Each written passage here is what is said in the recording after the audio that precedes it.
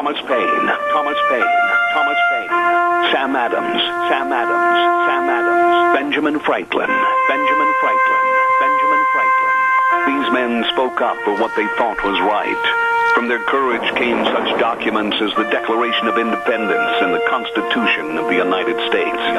From their willingness to speak what was sometimes unpopular but right, we enjoy such liberties as freedom of speech, the right to keep and bear arms, and freedom of religion. There are those who still wish to oppress our freedoms, and there are still patriots willing to stand up and defend life, liberty, and the pursuit of happiness. Men like Zeb Bell, who honor our founding fathers and what they stood for. It's now time for Zeb at the ranch, speaking up and defending your freedoms. Brought to you by Magic Valley Les Schwab Tire Centers and all of the other great advertisers on the program. And now, Zeb Bell. You know, when you stop and think about it, you and I are probably the last of a dying breed. Yep.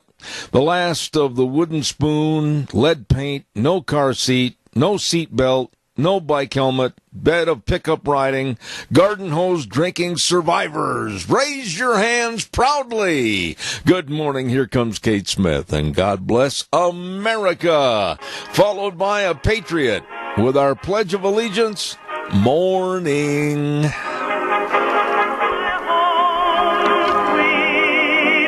And a good morning to you and your family. Boy, oh boy, let's have a good day today. Zeb at the Ranch, I'm Zeb Bell with our major sponsor, your Magic Valley Les Schwab Tire Centers. All 7 locations serving you with the tires you need to take on anything the road throws at you. And don't forget some of our great advertisers like Burley Physical Therapy and Rehabilitation at 1263 Bennett Avenue, Suite 2 in Burley, helping you get back to being you. Right now, let's go to the phone line. I want to hear a patriot give our Pledge of Allegiance. Good morning. Good morning, sir. My friend.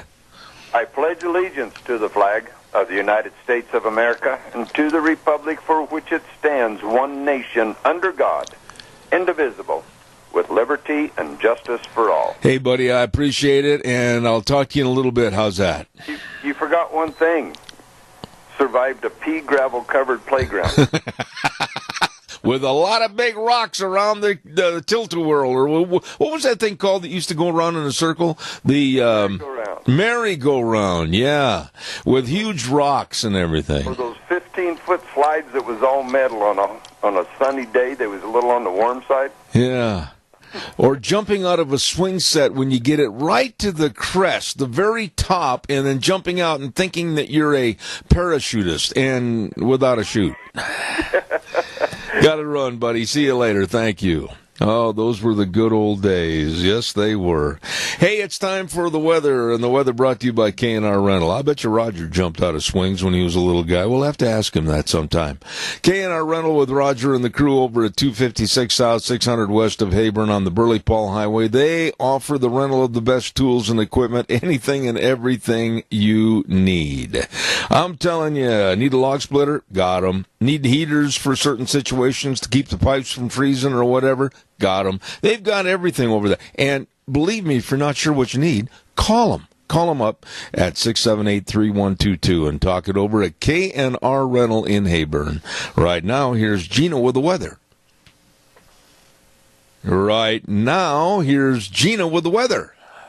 I apologize, sir. For some reason, it was playing when I had it in preview, but it's not playing now, so I'm going to figure out the issue, and I'm going to get it. All right, you fix it right away, and I'll tell everybody again about our friends over at K&R Rental in Heyburn, and believe me, they can help you. They've got a huge front lawn just chock full of equipment. You can drive by and take a look at it, anything and everything you need, and like I said, they will help you figure out exactly what's going to get your project finished at K&R Rental, 256 South, 600 West of Heyburn on the Burley-Paul Highway. That number again, 678-3122. Have you got my weather?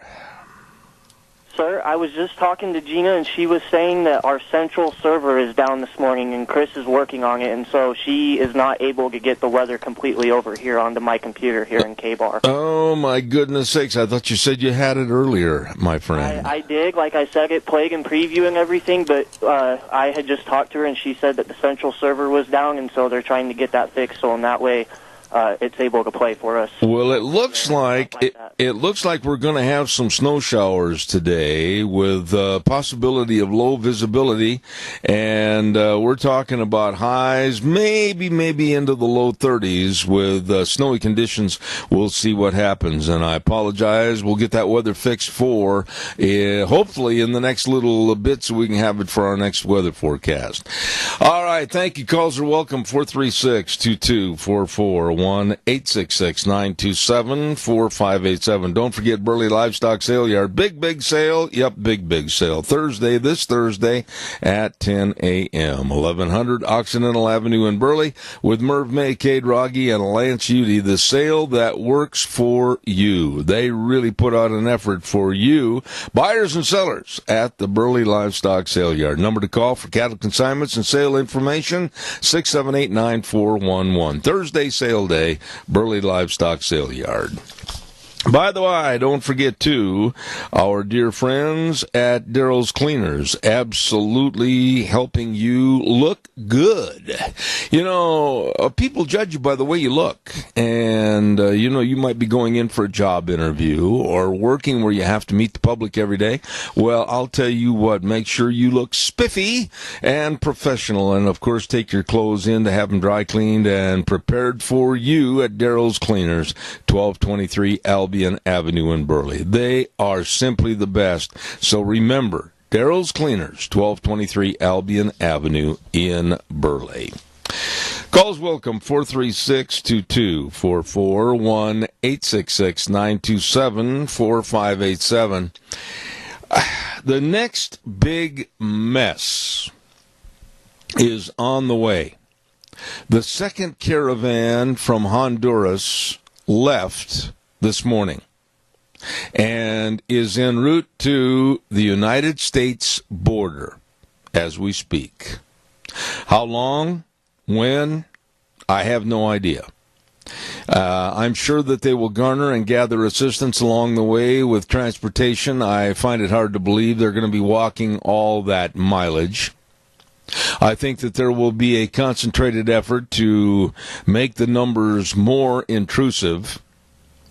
I think we're going to be seeing a real mess. I'm going to say, what is this, January 15th? I'm going to say that by mid-February, we're going to hear and start seeing some of the repercussions of the second caravan. It's disgusting, it's despicable, and disrupting to us, the United States of America. And to think that they can go ahead and demand your way into our country, I'd like to see them do the same to Canada and or even to Mexico, because Mexico is going to put up quite a bit of resistance, I believe, with this problem, especially when there are literally thousands still left in Tijuana from the last onslaught. Caller, good morning. You're on the air.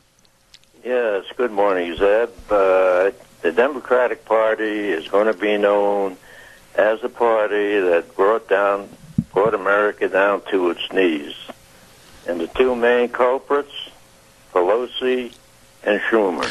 I have no argument with that whatsoever. I'm absolutely disgusted with the feet dug in, pulling back on the rope and saying, we're not going to budge, we're going to do it this way, we don't like Trump, we don't like his policies, we're going to be the party of no, take it or leave it.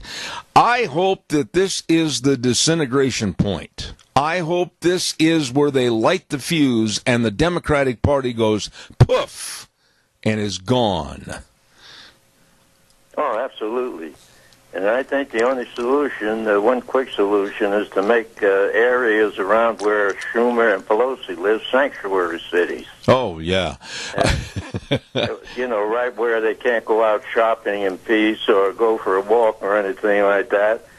If they're going to put us under this kind of a stress, they need to get the same lesson. There's no question about it that they live in a land of fantasy, that is a land that they want to keep just for themselves, the elitist attitude in this country.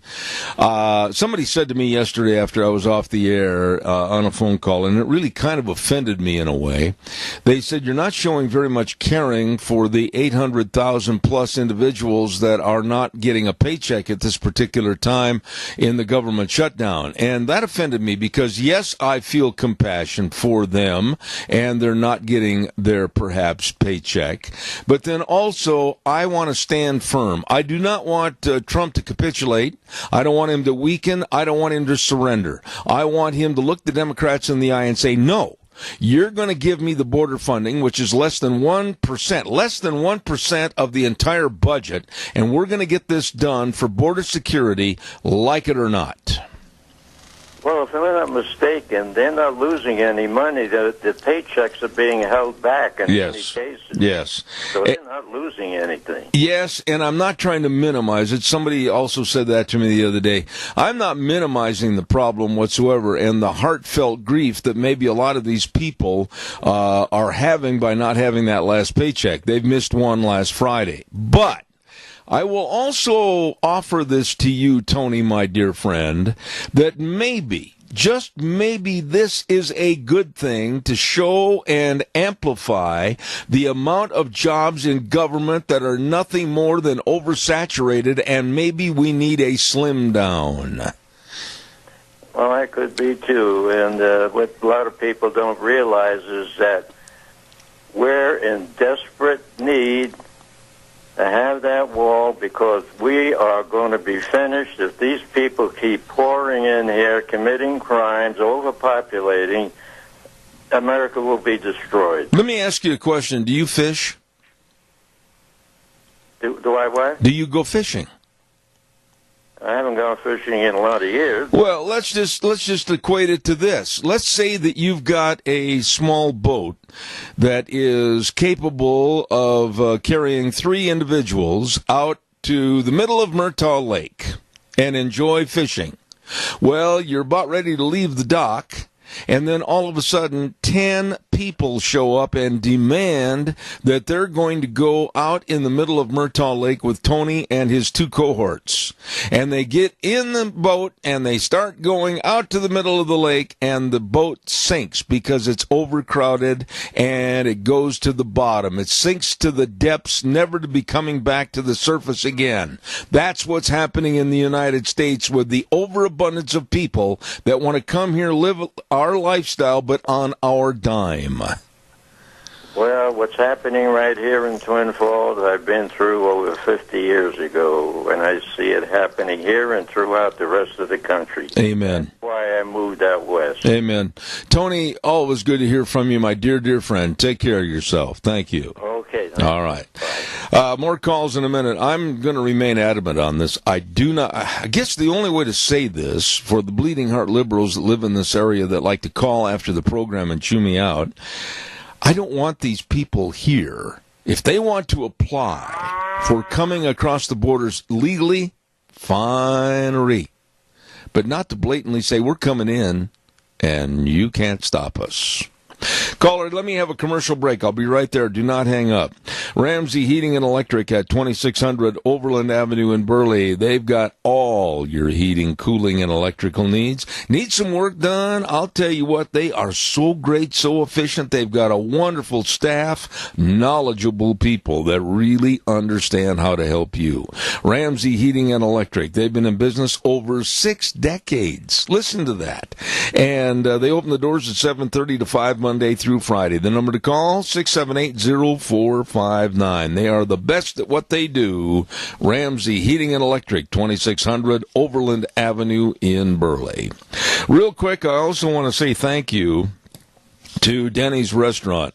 Wow, we have had some exciting times there. I mean, great Christmas party again this year with Thomas and the crew. Well, we're going to have our next lunch bunch next week on the 24th, and that's going to be at 11:30 on Thursday the 24th at Denny's Restaurant, 611 North Overland in Burley. But you can stop in anytime all the time when you're hungry for the best of breakfast, lunch, and dinner. What phenomenal menu choices. I'm really partial to all the great breakfasts. They've got them at Denny's Restaurant, 611 North Overland in Burley and 291 Pole Line Road in Twin Falls. It's true. They are America's Diner. Caller, thank you. Good morning. You're on the air. Good morning. At the Burley Senior Center, today we're having pork chops, squash, fruit cup. Let's see, we're having homemade chocolate cake. Oh, boy. Oh, boy. That's not right. It's not homemade chocolate cake. It's homemade chocolate yummy cake. Right, you got it. Well, I'd better have it. They can call in for takeout meals, only $5. No matter if you're young and old, everybody's welcome. I got to ask you, Joe, in all your years of being a cake connoisseur, do you like flat cakes or do you like layered cakes? I never had any bad cakes, so they're all good. You're a politician. Thank you, Joe. God bless you. See you later, buddy. All right, have a good one. Appreciate you. Thank you, sir. God bless. Caller, I'll be right there. Stand by. Don't forget, too, if you got any aches and pains, recovering from a surgery, recouping from an accident, whatever, I know where to go. I know where to go, and I say this because they've helped me, and they can help you. I only want the best of people on my program that I trust, people that I know, people that I've worked with, and believe me, Burley Physical Therapy and Rehabilitation is number one. Nick Greenwell and the rest of the folks at 1263 Bennett Avenue, Suite 2 in Burley. They can help you get back to being you. Absolutely. All you have to do is call the number 678-1191. That number again, 678-1191. Call them today. Burley Physical Therapy and Rehabilitation. Thank you, caller. Good morning. You're on the air. Good morning, Zeb. I have a question. It was brought up to me that Israel has a wall, and they say that wall works well. It's been brought up to me that if we had a wall, there's water on both sides, on the East Coast and on the West Coast, on either side of that wall, that people could get around it. Well, it would have to be by the Border Patrol, Linda. It would have to be navigated. It would have to be controlled. I am not... thinking that they would have to. Yeah, I'm not worried. I'll be honest with you. That's the least of my worries about illegal immigration. I think that the Border Patrol on either side, whether it's over on the Florida side or whether it's on the California side, absolutely there has to be harbor patrols. There have to be people watching for that, and I think they would with due diligence. My biggest fear is the open expanse that's out, whether it's in the Arizona desert, whether it's down in Texas. It doesn't make any difference. Linda, these people are coming in with an attitude like, we're going to take your country over. Our country is now your country, and vice versa, and that's not right. We can't let this happen. I know it. It seems to me that it would be easier to control the water than it would be to control the land area. Oh, by far. By far. Yes, absolutely. That's what makes sense. The next thing is I'm getting sick and tired. All they do, every time you hear the news, they're investigating somebody new. Oh, my goodness. All they do is investigate. Yeah, and this story, let me just ask you, Linda, you're a sharp lady, okay? Don't you think, Linda, in 2016, 17, or even before Trump was elected, with all the study and all the hatred from the left and all these little groups going and saying, well, I think he did this, I think he did that, oh, I think he's guilty of that. Yet, after 2+ years, Linda, where is any proof of anything? I know. I'm sick of it. And these guys in Congress, I suppose, that are doing all this are making their paychecks. Are they being paid? Well, this is interesting because did you see this morning's cartoon in the paper? If you get a chance, have somebody try to find that for you because it sums up the attitude of the Democrats right now as elitists. Here's the cartoon. I can paint the picture for you. Picture a donkey sitting in a lawn chair on the beach in Puerto Rico reading a newspaper, and the headline says, Trump gets blamed for shutdown, negotiations stalled. There's the Democrats sitting on the beach drinking Mai Tais, enjoying the good life. By the way, it was a free paid trip by the lobbyists. And meanwhile, President Trump's waiting in Washington trying to get this problem settled. Yeah, it's a mess. The other thing is I've heard that like the TSA workers in the airport, because they're not getting their paychecks, are calling in sick and not coming to work, and so it's hard for people to get through. Mm-hmm. They're missing their flights. Yep. Whatever what is there is taking forever to get through security. I hope I get my son home from the oil fields tomorrow. I would say this to you, and give me a quick response on it, because I got a commercial break I've got to honor. But I would say to you that I'm not unhappy about TSA under the microscope in this situation, because I have long said, and I mean this, that I'd rather see private employment, private concerns and businesses do the checking at airports, because I think it would be better and more thorough and more competitive to get the job done correctly, rather than federal workers sitting back saying, like they have to me, put your crutches on the conveyor belt and walk through. Oh, that's a good one. God bless you, Linda. Thank you. Idiot. Have a good day. God bless. Thank you. Oh, bless you, Zeb. You take care. All right, take care. And that's actually the true story, too. It happened in St. Louis a couple of years ago. Calls welcome, 436-2244, 1-866-927-4587. Wheels, did we get that weather forecast yet? Got to ask. No, I haven't found out anything new yet. Well, would you ask Gina at the about quarter till the hour if she could do a weather forecast real fast for me, if you would? Of course. I appreciate it. Thank you. Don't forget, Ark Animal Hospital at 750 21st Street near Connection Credit Union in Hayburn. The number to call, 678-1177. They do have the warm hearts for the cold noses. Mixed animal practice, meaning big or small. They love them and care for them all. Absolutely. They want healthy pets and animals for you. Don't forget, they need water. They need lots of water. Make sure that they've got water in heated buckets or whatever, heated buckets or barrels or whatever you keep it in. Make sure that they've got lots of water. Keep them healthy. Ark Animal Hospital in Hayburn, 678-1177. Yep, they are the best, and they have the warm hearts for the cold noses. Caller, good morning. You're on the air. Good morning, sir. My friend. Yeah, I just was reading a little article, and it said that Chuck and Nancy must have Alzheimer's. I love it. That they forgot they supported the wall at one time. You know, though, Doug, this whole thing, what is the matter? Let me ask you this. Of all the friends that you associate with and visit with, how many people that you know, don't mention names, but how many people do you know that are blaming Trump and the administration specifically for this shutdown? I can name them all on one hand and don't have to raise a finger. Really? Nobody. They think it's the fault of the Democrats. Nobody's blaming President Trump. In fact, they're saying stand tall. Don't even open the government for 3 weeks until they can get something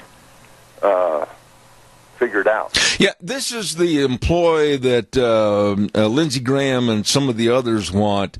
They're saying to President Trump, oh, go ahead and open it up for 3 weeks and let things start to get back on the normal, and we'll negotiate in the interim. You know something? Have you ever played poker? Yeah. I have too, many, many times. I love the game. Love the game. But once you lose the power of the bargaining chip or the bluff, you might as well fold your cards. Exactly. Just take recent events in history when Reagan done that. Yep. And look what the Democrats did in return. Nothing. All this is Schumer, Pelosi, Durbin, and the others just thumbing their nose at this administration out of pure hatred. I have listened to all the people. I mean, whether it's Mark Levin, I've listened to all of them. I have been in contact with the same people that they put on the air. You know that. We're the only radio program in the state that has all the national people right here on this show. And all of them agree it's nothing more. The bottom line, it's all about hatred for Donald Trump. It's all politics. That's right.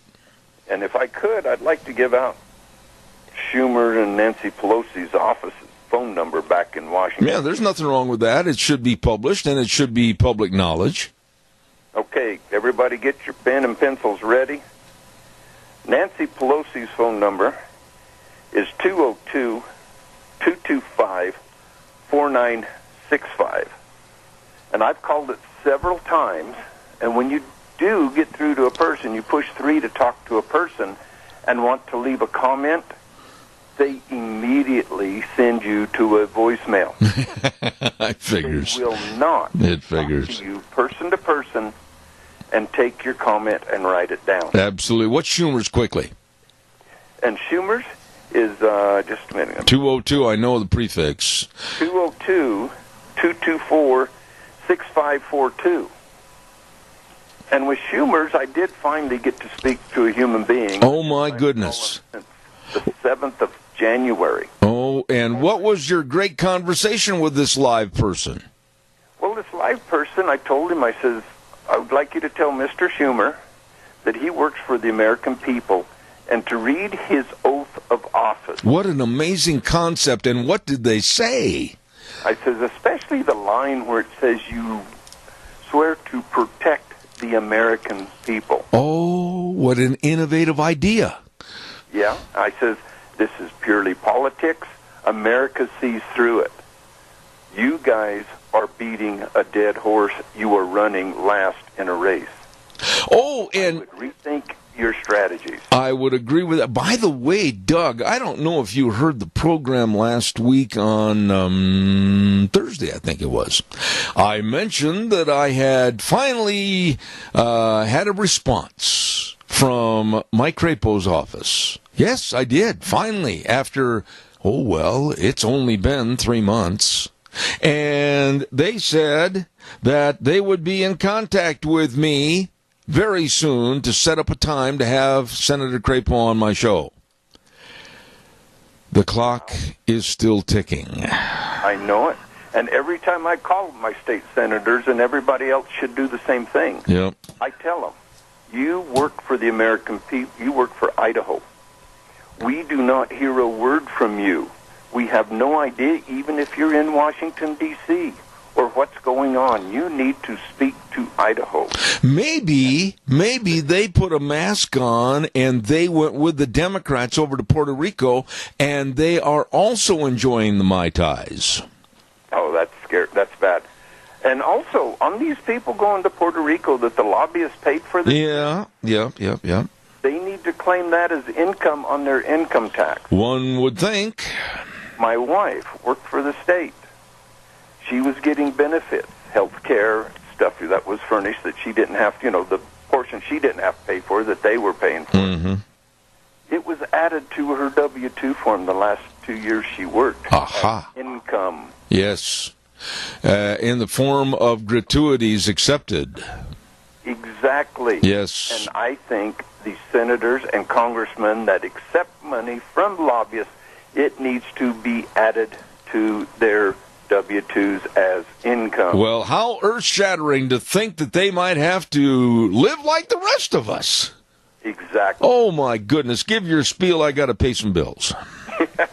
God bless everybody. Let's do what we can for our senior centers. Take the words of Joe. Go have a yummy meal with some yummy dessert at a senior center, and you'll be enlightened with the conversation. There's only one Joe. I'll tell you what, I appreciate him. Hey, buddy, I appreciate you too. Thank you so much. All right. Don't forget Dino Septic Service. Septic tanks, pumps, septic tanks, and drain fields installed. Caller, I'll be right with you. Backhoe service. Oh, my goodness. Liquid waste removal, septic inspections. They do a job that you and I don't want to do. And they've recently expanded. And I'm telling you, they're bigger and they serve more people. Absolutely, with the best of fast, fair, friendly service. Call Dino Septic Service at 436-6526 or Burley 678-1638. With the big truck, I know the time they pulled in the yard and I started giggling. Big truck on the side of the door, it says, smells cargo on the way. Dino Septic Service, you get a hold of them right now. Really good people. Caller, good morning. You're on the air. Good morning, Zeb. How are you? I'm good, thank you.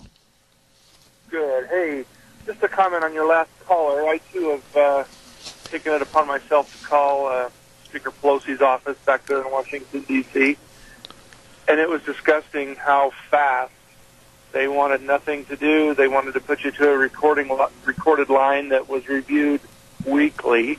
I think weekly might be spelled differently than we anticipated. Absolutely. But, absolutely, that was the most wasteful call I've ever made, to be honest with you. And those people back there are so out of touch, including our Idaho representatives. They really don't care. And it, it makes you feel good to call them, but... Well, let me ask you this. Let's just make the assumption, and caller number 2, stand by, I'll be right there. Let's just make the assumption that we here in the state of Idaho had some so-called Democratic leadership on a nationwide basis, a senator, a congressman, whatever. Then I think it would behoove us, when we have different banquets or activities and they are going to be there, we should be there to let them know, nose to nose and face to face, what we think of what they're doing or not doing. Wouldn't you agree? I would agree with that. It's as sad as it is, it's election year cycle. They seem to listen better and, I'm your man, or, whatever. But sadly, that's the case. Well, I would say this and suggest this very heartily. We here in the state of Idaho that have a Republican leadership, and I'm not exactly happy with everything they do either, I think it behooves each and every one of us at the Lincoln Day banquets or whatever to make sure that when they're in town, you go to the events, you walk up to them in a very polite manner, and you address a question to them, and you stand there, not moving until you get an answer or any assistance to what your problem is. I think that we've got to put these people on the hot seat regardless of the party affiliation. We have to 100%. God bless you for your call. Thank you so much. Thank you. Caller, I'll be right there. Don't go away. I want to remind everybody about Barry Equipment and Rental, sales, service, and parts. Oh, they are so good. I know that Juan's been on our program many, many, many times at the 159 West Highway 30 location in Burley. And all the time he's been on this program, I never met him until a couple of weeks ago, face to face. Really nice guy. Had a new puppy dog, too, he was packing with him in the pickup. Anyway, Barry Equipment and Rental. The very best of equipment rentals and retail equipment sales. Everything for you. All the Bobcats and the Doosan. Talking about Bobcats, you're not sure how to run one, but you need one. Hey, they've got a sandbox out behind. They'll teach you. Barry Equipment and Rental. Burley, 465 Addison Avenue West in Twin Falls with Eli, and the Nampa location. Barry Equipment and Rental. Caller, good morning. You're on the air. Good morning, Zeb. I just wanted to help Gina out. I'm in Burley. We have a high, foggy sky. We've got light snow falling down, and the wind is a light breeze. Well, I appreciate that update. I appreciate that weather update, and hopefully in the next 5 minutes I'll get some semblance of a weather. But I can tell you this much. I'm sick of the cold. I want to see at least 55 to 60 degrees, but that's not going to happen. No, we live in the winter, they told me, in the winter area, so that's what we get. Imagine that. Hey, God bless you for your update. Thank you. You're welcome. Bye-bye. Have a nice day. That's a nice lady to call in. Calls are welcome, 436-2244, 1-866-927-4587. I want to have a story about something really, really good. Really good. And it's all about the Clemson University football team, the national collegiate champions that destroyed Alabama. They were invited, and they accepted, and they went to the White House yesterday. I have got to tell you this from some of the people I've talked to that were there, and some of the people that have written about it. They showed more class than any college or professional team that has gone to the White House in recent past. President Trump was there to meet them, and he even played host to them, serving some of the food that they had at their little banquet. Absolutely. He stood right there passing out a lot of the food. And what they had was kind of a fast food fest for the whole football team. Literally over 1,000 hamburgers and cheeseburgers from Wendy's and McDonald's and Burger King, and pizzas stacked upon pizzas. They showed a picture of one huge lineman for Clemson University going back to the table with over 6 burgers and about 4 slices of pizza. I loved it. But the real kicker was, and I'm not talking about kicking literally, I'm talking about the real kicker to the whole day was Coach Dabo Swinney.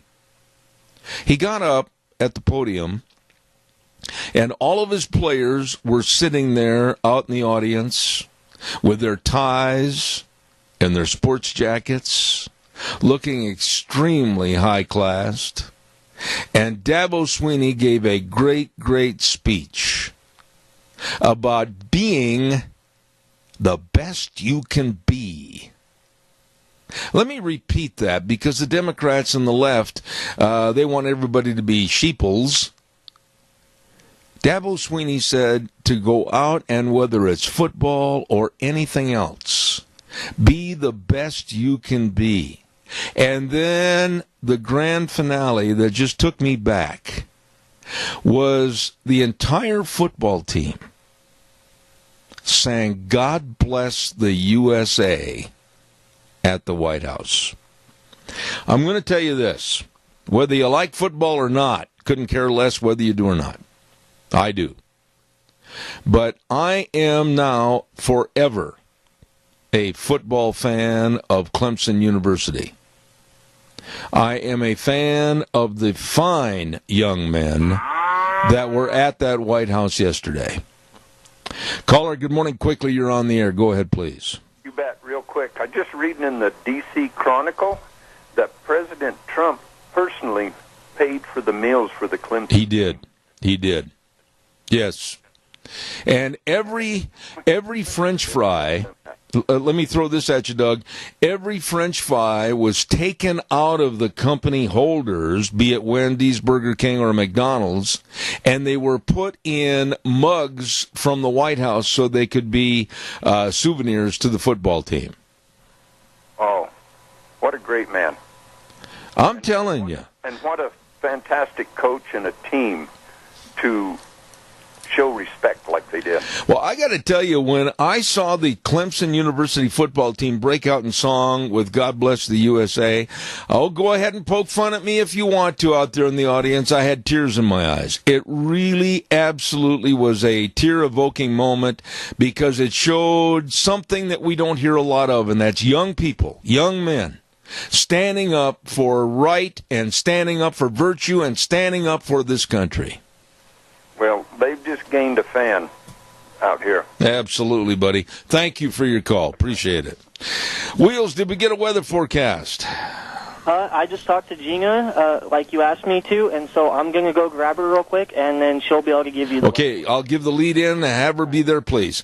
Ladies and gentlemen, right now, time for the weather brought to you by Mount Harrison Audiology and Hearing Aids. Oh, my, they are good. Right behind the Minidoka Hospital, across from the emergency room. 3 doctors serving you, Dr. Pickup, Dr. Mitchell, and Dr. Hunsaker, with the best of hearing for you. Absolutely. If you're noticing some diminishment in your hearing, don't hesitate. Make an appointment and call 312-0957. As I said, they're located right behind Minidoka Hospital, across from the emergency room, serving you at Mount Harrison Audiology and Hearing Aids. And now, let's see how fast she scampered across the hall into the K-Bar studios, pulls up the chair, throws on a pair of headsets, and says, "Here's the weather with Gina."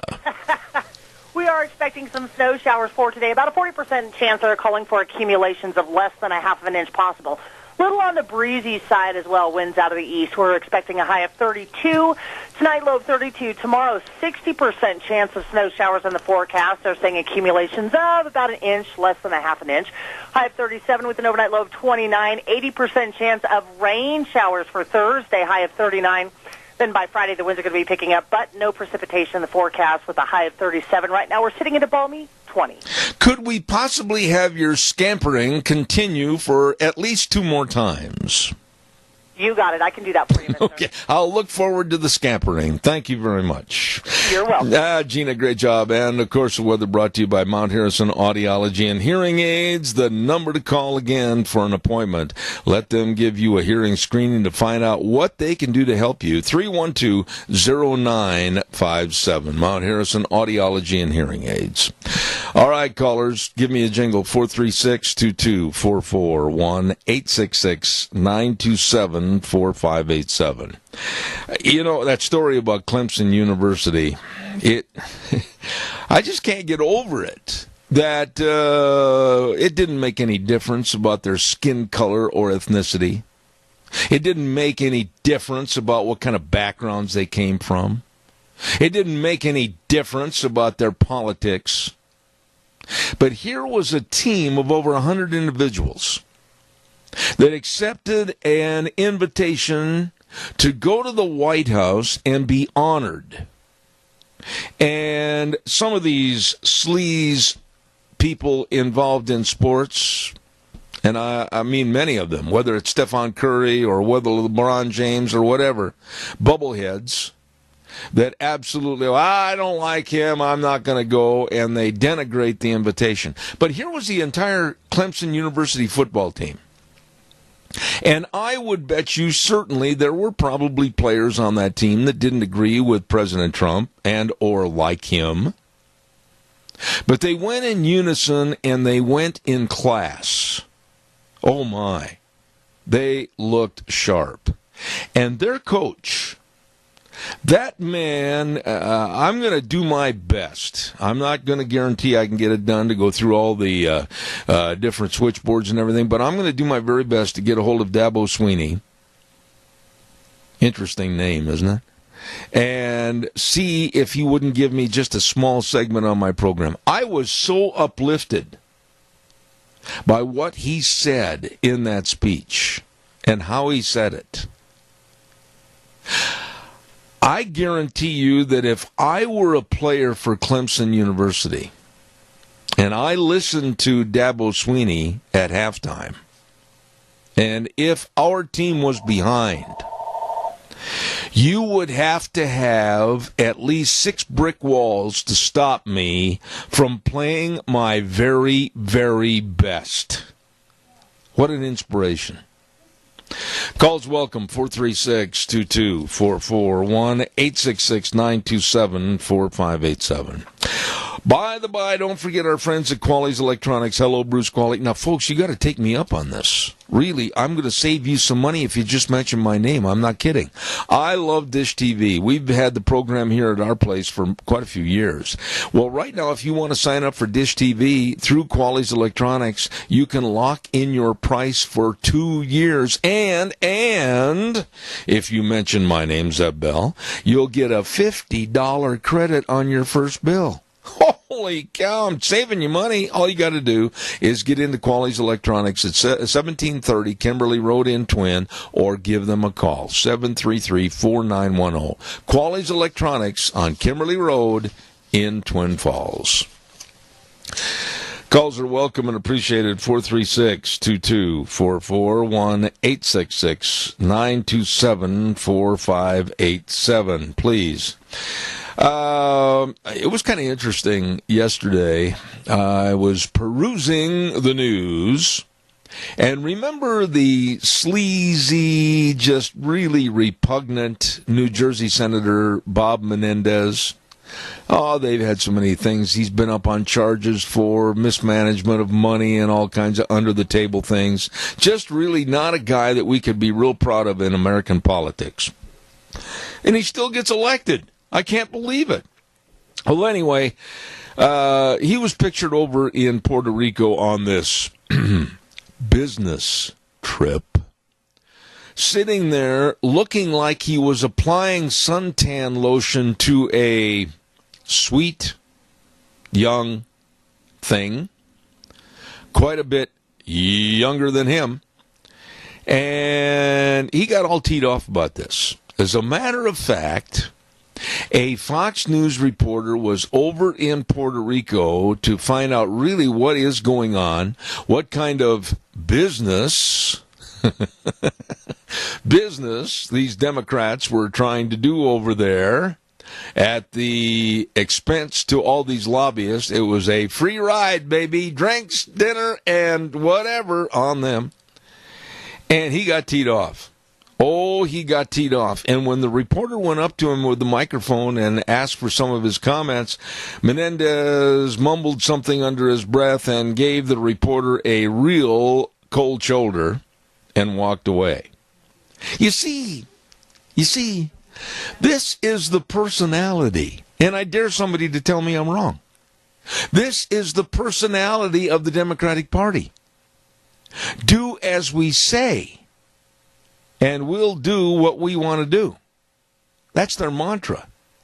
And with Chuck Schumer and Nancy heading it up, a party of mostly, I'm not saying all, but mostly inept baboons that can't even peel a banana.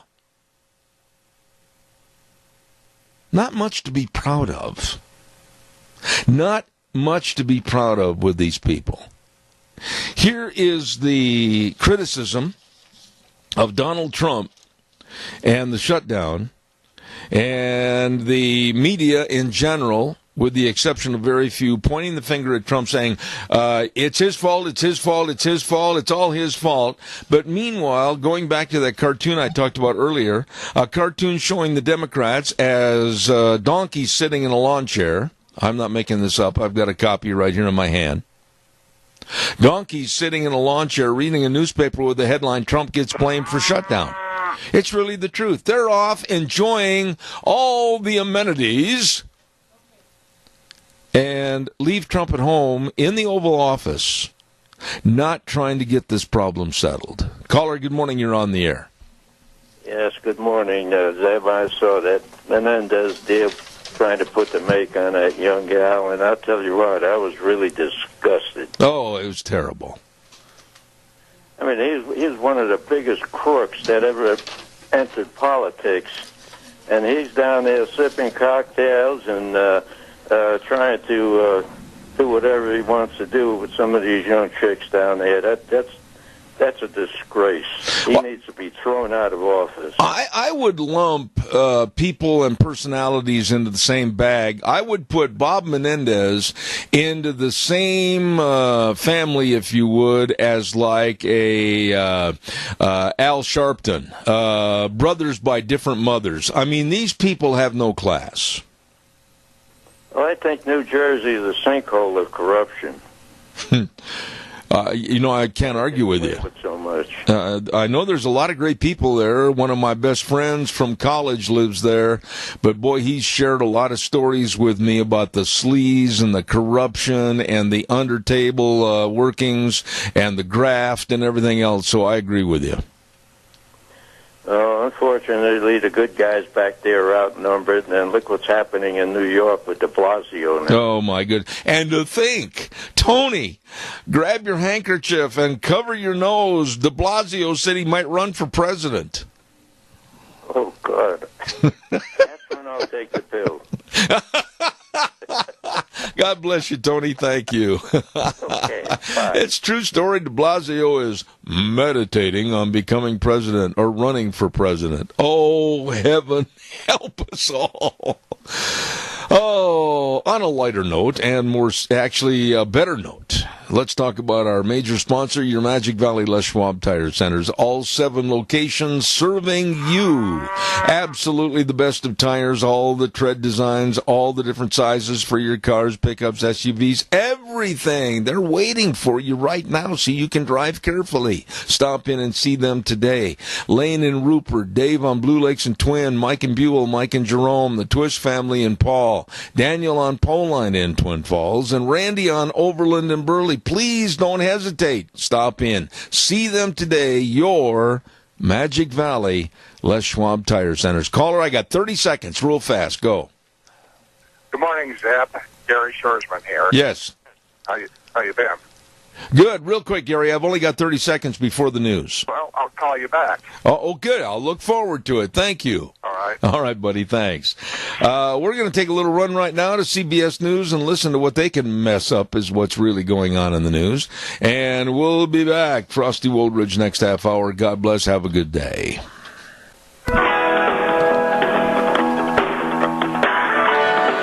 Oh, good morning, good morning. Kind of a really funny, hazy day out there. Snow's in the forecast, and it's winter. Good morning, Zeb at the Ranch. I'm Zeb Bell, of course, with our major sponsor, your Magic Valley Les Schwab Tire Centers, all 7 locations serving you with the best of tires. And, of course, don't forget, too, some of our great advertisers, like Burley Physical Therapy and Rehabilitation at 1263 Bennett Avenue, Suite 2 in Burley, helping you get back to being you. Right now, let's have this good word for Western Waste Services. From the canyons of the Snake River and all across southern Idaho, we're always at your disposal.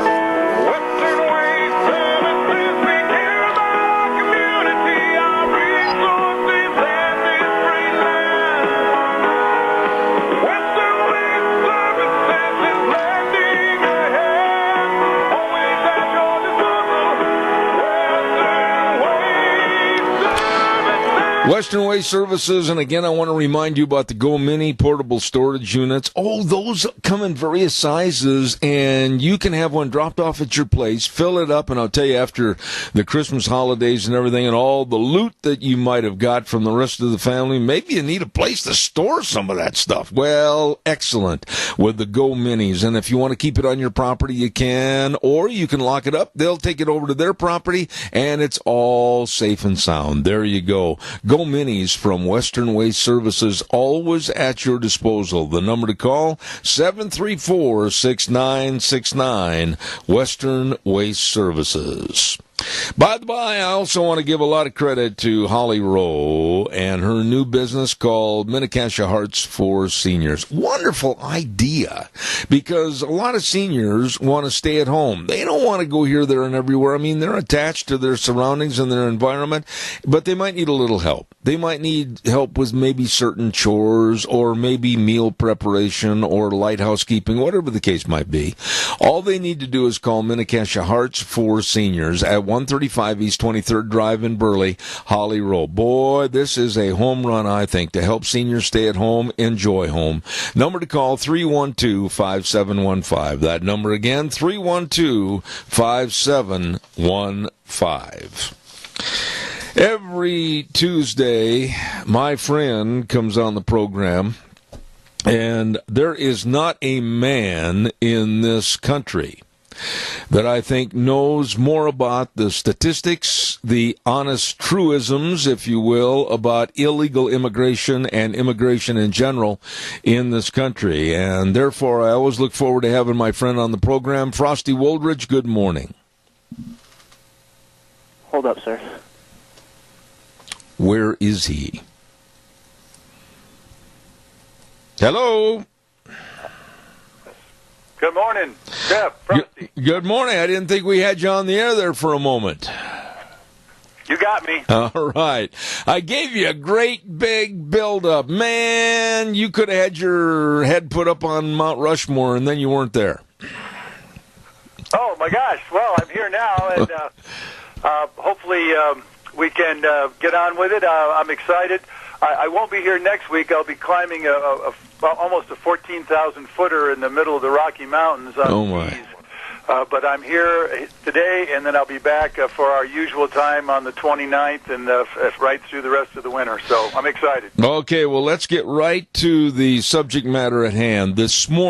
Early this morning at our time in the Intermountain region, 4:30 this morning, another caravan was launched from Honduras, a bigger caravan, a more organized caravan, to do nothing but assault the border of our United States, poke their finger in our chest and say, we're coming in and you can't stop us.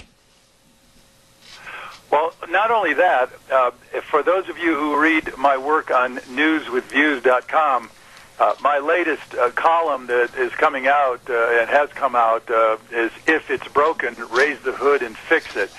The third part of that series will publish this week on Thursday, and it's Solutions for the Survival of the United States in the 21st Century. And these solutions are just common sense, and they need to be done, and they need to be pulled off, or otherwise we're going to have more consequences than we have right now with the caravan. And let me make this really clear. The two new Muslim House members have just introduced a bill to have a federal holiday for all the Muslim holidays. So the balkanization of our country is now in full swing. We've got two Muslims that are now ganging up, if you will. The one, her name is Rashida from Michigan, and when she won, she and her Muslim friends wrapped her in a Palestinian flag, a Muslim flag, celebrating, and then she called for the impeachment of our president, Donald Trump, by saying, we're going to go to Washington and impeach the MFer. So that shows you what kind of balkanizations we're facing. And then the other one, Ihan Omar, from Minneapolis, Minnesota, from Somalia, she is going to break precedent and force the hijab to be allowed in the halls of Congress, which is against the law because it's a religious aspect. And she's now also sponsoring that bill to give federal holidays for all the Muslim holidays. And for those of you who didn't know this, she was married to her brother so she could get over here on a marriage deal. And so she had to actually divorce her brother because it's against the law to be married to your brother here in America. And yet that's what she did. And she is going to press for Sharia law. So we may have problems coming up with a new caravan, but I guarantee you we've got Muslim problems that are going to get to be really systemic in our country as their numbers grow and they get more and more people. I don't know if anybody knows it, but they had over 80 Muslims running for public office, and more than half of them got into office in this last election. Well, you know, therein lies quite a few other questions that need to be addressed and need to be answered. Number one, bear with me on this. It's okay, and I will continue to do so, criticize, critique, and absolutely condemn the movement of Islam in our country, this United States of America. But you have to ask yourself, what about the voting constituency in those areas? Are they that dumb and that duped that they would put someone like these women in office at the U.S. Congress? Well, the reason they got in is you have to understand, Rashida is from Dearborn, Michigan, and that is a huge 350,000 Muslims have been planted right there, and they're all on welfare. You have to understand, we're creating parallel societies in our country, and that parallel society is all Islamic in Dearborn, Michigan. I just visited there last fall. I mean, there's mosques everywhere. There are everything's in Arabic. All the businesses are Arabic. Literally, at some point, all the telephone calls and receivers are all in Arabic. They've got signage in Arabic, goods and services in Arabic, and she won because she won that district. The same thing with Minneapolis with that Omar lady from Somalia. She's in the 125,000 Somalis right there in Minneapolis, and of course she got elected because they're gonna vote by race and religion. They're not going to vote for somebody who's going to defend the United States Constitution. And both those women, just like Keith Ellison before them, swore in on the Koran. And the Koran mandates the destruction of any host country and any other religion.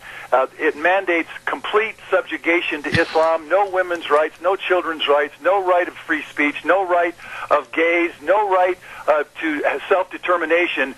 It's convert or kill all non-believers. And that's why we're in a lot of trouble the more these Muslims continue to grow their numbers in our country. Yeah, but Frosty, I'll go back to what I said just a minute ago, and we didn't really answer the question or address it. How come the naivete of America, its voters, its people, is so naive right now they can't see the forest of this problem because there's a tree standing in the way? Why? You know, that's going to be the $64,000 question of the 21st century. Why did we import all of these Muslims? They are incompatible, antithetical, religiously conflicting, certainly violent is their mandate. In any country they go, you're seeing all the violence that's going on up in Canada. You're seeing, or most of it's hidden, you're seeing all the violence going on in Europe right now, and we keep pumping them in by the hundreds of thousands. And as their numbers grow, the American people are going to get pinched.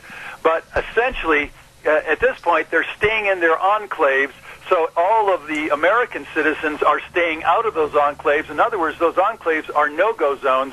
And I can tell you, you do not want to go into the no-go zone of Minneapolis, Minnesota, where there's 125,000 of these welfare, forever, lifetime welfare people, because you could get hurt. And the same thing in Detroit, Michigan, right there in the Muslim enclave. It's a no-go zone, and and the American people, again, deaf, blind, dumb, and stupid. As long as it's not in their backyard, well, I guess that's Detroit's problem, or I guess it's Minneapolis's problem. No, in the end, it's going to be all of our problems, and we're all going to pay a heavy, heavy price because it's really going to end in a lot of conflict as these Muslims grow in numbers and grow in their arrogance. Well, you don't have to be really a rocket scientist. You don't really have to take a lot of money out of your pocket to live and learn what's going on around the globe. Just look, study, and read any information you can get on what's going on with Macron in France or Merkel in Germany, with the problems that they have brought into their country with the Muslim influence. And right now, they're saying, oops, this was a mistake, but now it's too late because it's going to spread like cancer. It is a cancer, and my brother, of course, lives over there, and he gives me the straight situation every week. And you hear from the mainstream media that it's all about France is rioting and the yellow vests are rioting because of the climate tax on fuel. That is part of it. But what France is doing and the yellow vests are struggling to stop the immigration of Muslims into their country because the EU is forcing all of these North Africans, South Africans, Central Africans, and Middle Easterners, and it's absolutely destroying French society, the French language, and the French ethos. And that's what those guys are doing, and all those women are doing. And those riots, it's way beyond the gas tax. It's about immigration, and it's about the destruction of France as a French state and a French nation and French nationality. That's what it's all about. Well, we're going to be in the same boat here in the coming years if we don't stop all this immigration coming into our country. I mean, all legal immigration needs to be shut down in this country, or we are going to be in the same kind of conflict as they are over in Europe right now. I'm amazed, honestly, Frosty, that the people today with smartphones and access to any and all social media information how the people in this country can be at this naive level and not understand, not know the dangers that are imperiling themselves upon us in the not too distant future, as a matter of fact, many of which are here right now, where there are suggestions, if you will, about having Sharia law be induced into our court system. And like you sent me an article by Tariq Fatah about what's happening up in Ontario, Canada, with the Islamic Party of Ontario, little by little, inch by inch. What that imam said on ABC News many, many months ago about soon in his lifetime seeing an Islamic flag fly over our White House, that is looming on the horizon. It certainly is. I want every person listening out there to understand that Islam doesn't quit. They don't care if they conquer us in 10 years or 100 years. They are on the march. And we, the American people, are so lazy. We don't engage in our constitutional republic. Half of us don't vote in federal elections, and 90% of us don't vote in local elections. And as these Muslims, they are clever. They really are clever. They know how to use the Constitution against us, and I guarantee you at some point they will be installing Sharia law right there in Dearborn, Michigan. They will be installing it certainly in Minneapolis, Minnesota, certainly in Miami. As their numbers grow, they will take over city councils. They will become mayors of cities. They'll become governors of states, and they will push for Sharia law. And, of course, Sharia law is absolutely the most barbaric, it is the most violent, it is the most misogynistic, it's the most backward Dark Ages law in the world, and yet it's now coming to America. And you and I are sitting here on this radio station for the last 15, 18 years now. This is probably going to be the greatest, worst prediction that we're making. And the American people are going to pay a severe price because it's going to get down to civil conflict between the Muslims and Sharia law and U.S. constitutional law. And that's disgusting that we got to fight for our own law, our own constitution, and our own country because we imported all of these barbarians from the Middle East and Africa. It's beyond my understanding why the American people aren't up in arms right now and saying shut down the borders and stop all immigration and stop all Muslim immigration and absolutely ban Sharia law from any aspect of this country. And in fact, it is banned through the McCarran-Walters Act of 1952, but nobody has the guts to enforce it. I had yesterday on the program, and I don't know if you tuned in yesterday and listened, but I was blessed to have Border Patrol agent and Vice President of the Border Patrol Council, Art Del Cueto, on my program yesterday. And he laid it out, Frosty. He laid it out. I heard him. It was absolutely phenomenal the way he laid out the problems with the drug runners and all the drugs coming into this country and the fear and the absolute necessity to close the borders down because of terrorists coming across the border.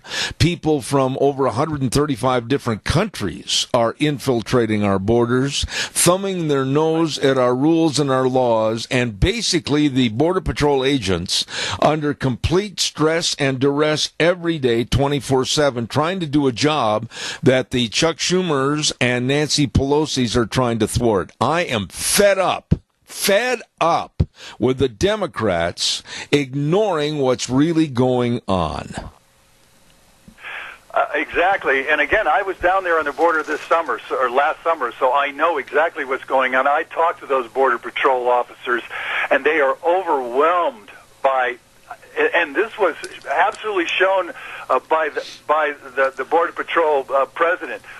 1,500 people are storming across our borders every night. Well over 500,000 per year. The diseases they're bringing in, the crime they're bringing in, the $70 billion worth of drugs they're bringing in, and what is so unbelievable is that Chuck Schumer lives in a gated community, and Nancy Pelosi lives in a gated community and house herself. She is 78 years old. She's got cognitive decline. She's so completely out of touch with what's going on. And what makes me sick is we just spent $6 trillion over in Afghanistan for the last 18 years and Iraq. $6 trillion. And these two complete nincompoops, complete derelicts for the U.S. Constitution, won't give us $5 billion, just $5 billion compared to $6 trillion to support and build a wall and barriers and drones and whatever it takes to secure our borders. It makes no sense, and yet the American people keep sitting by and watching the whole thing go down, and our whole country is paying a severe price, and the price is going to get steeper and steeper, Zeb, as this thing continues. Well, people are living in their homes in fear. People are living in locked prisons, basically, down on the border. Property owners that are scared to leave their homes at night. They can't leave anything laying outside. It'll be picked up, stolen, etc. People are in their homes watching TV, and people are coming into their living rooms and their kitchens, stealing food, and blatantly saying, you better leave us alone, and we're going to leave in a few minutes when we're good and ready. This whole thing was brought out yesterday in that conversation by this Border Patrol agent, and yet, the American public will listen to the likes of Schumer and Pelosi, and they will not pay attention to a man or a group of men that are on the border trying to protect America, and they'll listen to the likes of these dim bulb Democrats. What in the heck is the matter with us? You know, I don't know what's wrong with the American people to allow this to continue, but Nancy Pelosi is a complete intellectual idiot. And Charles Schumer is a good old boy, and he is corrupt beyond all measure. And the things that they're doing against the American people will go down in history as the greatest boondoggle. And we're sitting by and watching, literally piece by piece, day by day, illegal immigrant after illegal immigrant, literally $52 billion in shoplifting every year. $52 billion by all of these poor people, all of these immigrants. You have to understand, in poor countries, people that don't have any money, what do? They shoplift. And we've seen it all over on the YouTube and all over Facebook. In fact, just this last week, I saw it was an immigrant that came into our country, was shopping at Walmart, and she bucked down in the middle of an aisle next to her grocery cart and urinated on the floor in the food section. Instead of going to a bathroom, for God's sakes, which there are plenty of places to go to bathrooms in every store in this country, but her culture is to urinate wherever she is. And that's what we're importing into our country. American citizens, and I don't care if you're a liberal or a conservative or a libertarian or an independent, we cannot and we will not survive this mass immigration, both legal and illegal. And again, I'm ready to talk to the joint session of Congress right now with my program, The Perfect Storm, the Gathering Over America. We're facing unbelievable sociological, cultural conflict. We're creating an environmental consequences of jammed cities and cars and traffic and gridlock and air pollution, and we're facing a complete destruction of our way of life, our ethos, and our language. My speech clearly points it out, and I clearly point it out on this program every week. We need to respond, and we need to engage. I just called up and gave both of my senators an absolute piece of my mind last week, and I'm going to do it again on this Friday. And my House member, you've got to get involved, fellow Americans. Zeb and I can't do this by ourselves. We're going to give you the information. You have got to spread it out and get engaged with your city, local, and state and federal representatives in order to bring this to the front of the American public. It's Absolutely. got to be the main issue in our country. We've got to shut down this mass immigration invasion of our country. Give me 60 seconds. I've got to do a commercial break. I'll be right back with you. Frosty Woldridge in just a moment. Don't forget, at Lee's Furniture, Floors, and More, you can carpet your entire home. Your living room, the hall, 3 bedrooms. I'm telling you, the price includes carpet, sales tax, pads, installation. Listen to this. You can get the standard carpet for $69 per month, better carpet for $89 per month, or the Primo Premium carpet, $99 per month. Beautify and comfortize your home from Lee's Furniture, Floors, and More. And check out the luxury vinyl planking for your home, too. Oh, boy, they want to help. They can help. They will help at Lee's Furniture, Floors, and more. Jeff and the entire crew serving you at 459 Overland in Burley. You be sure and stop in today and check it out. Great big January flooring event at Lee's Furniture, Floors, and more. Also, don't forget our dear friends, and I know he's listening this morning, and we say a good morning to Joel Heward, manager over at Hanson Mortuary at 710 6th Street in Rupert. They are always serving you with the highest ethical standards with unquestioned integrity. When there's the passing of a loved one, please remember they are there to help you and serve you. All you need to do is just please call them at 436-5636 for more information. Hanson Mortuary in Rupert, Joel Heward, his staff, and, of course, his family. And Joel also serving you at Morrison Payne Funeral Home on East Main in Burley. We're on the air with Frosty Woldridge, and I'm going to hold him over for a little bit this morning, if he would. Frosty, we kind of touched on the fact the caravan is coming, the second caravan. Needless to say, they are claiming better organization, they're claiming more numbers, and you know as well as I do, there will also be a better concentrated effort to move them with transportation to get up here. From some of the people I've talked to back in D.C. this morning prior to the program, they're anticipating possibly an ETA of this caravan as early as possibly mid-February, or a little later, depending on the transportation. And then we've got a major problem. There are still thousands, a couple thousand left of the original caravan at Tijuana. And then you mix that problem with another problem, depending on where they want to try to cross, whether it's Texas, Arizona, whatever, or California. Holy smokes, this is going to be a real mess in about 30 to 35 days. That's correct, and I'm going to have to leave after answering this question because I'm on a time schedule.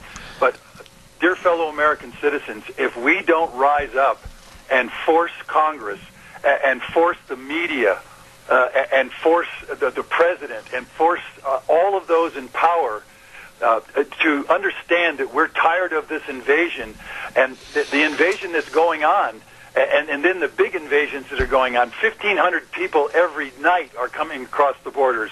We're taking in 100,000 every 30 days legally. This is not going to end well for any of us. I hope you engage. Every person listening to this show today should call up their senators, your two senators, your House member, and the governor of your state, and your local House representatives, and tell them we don't want any more legal or illegal immigration into our country. We're not going to survive the sociological chaos, the linguistic chaos, the cultural chaos that we are bringing into this country. Stop them at the borders, build a wall, have drones, have a concertina wire. I don't care what it takes. Order another 10,000 border agents, put the U.S. Army down there, but stop the invasion of our country. That's what you've got to say, and under no circumstances do you want any other excuses. You want actions by your two senators, House members, your governor, and your state and representatives. So that's the statement I'm making, Zeb, and I'll see you in 2 weeks. I'll look forward to it, my dear friend. Thank you for the extra time this morning. God bless, and ski safely. I will, sir. I'll be back. I'll give a shout-out at 13,000 feet tomorrow from the peak when I ski up it. All right. Take care, Frosty. Woldridge, Golden, Colorado. Thank you very much.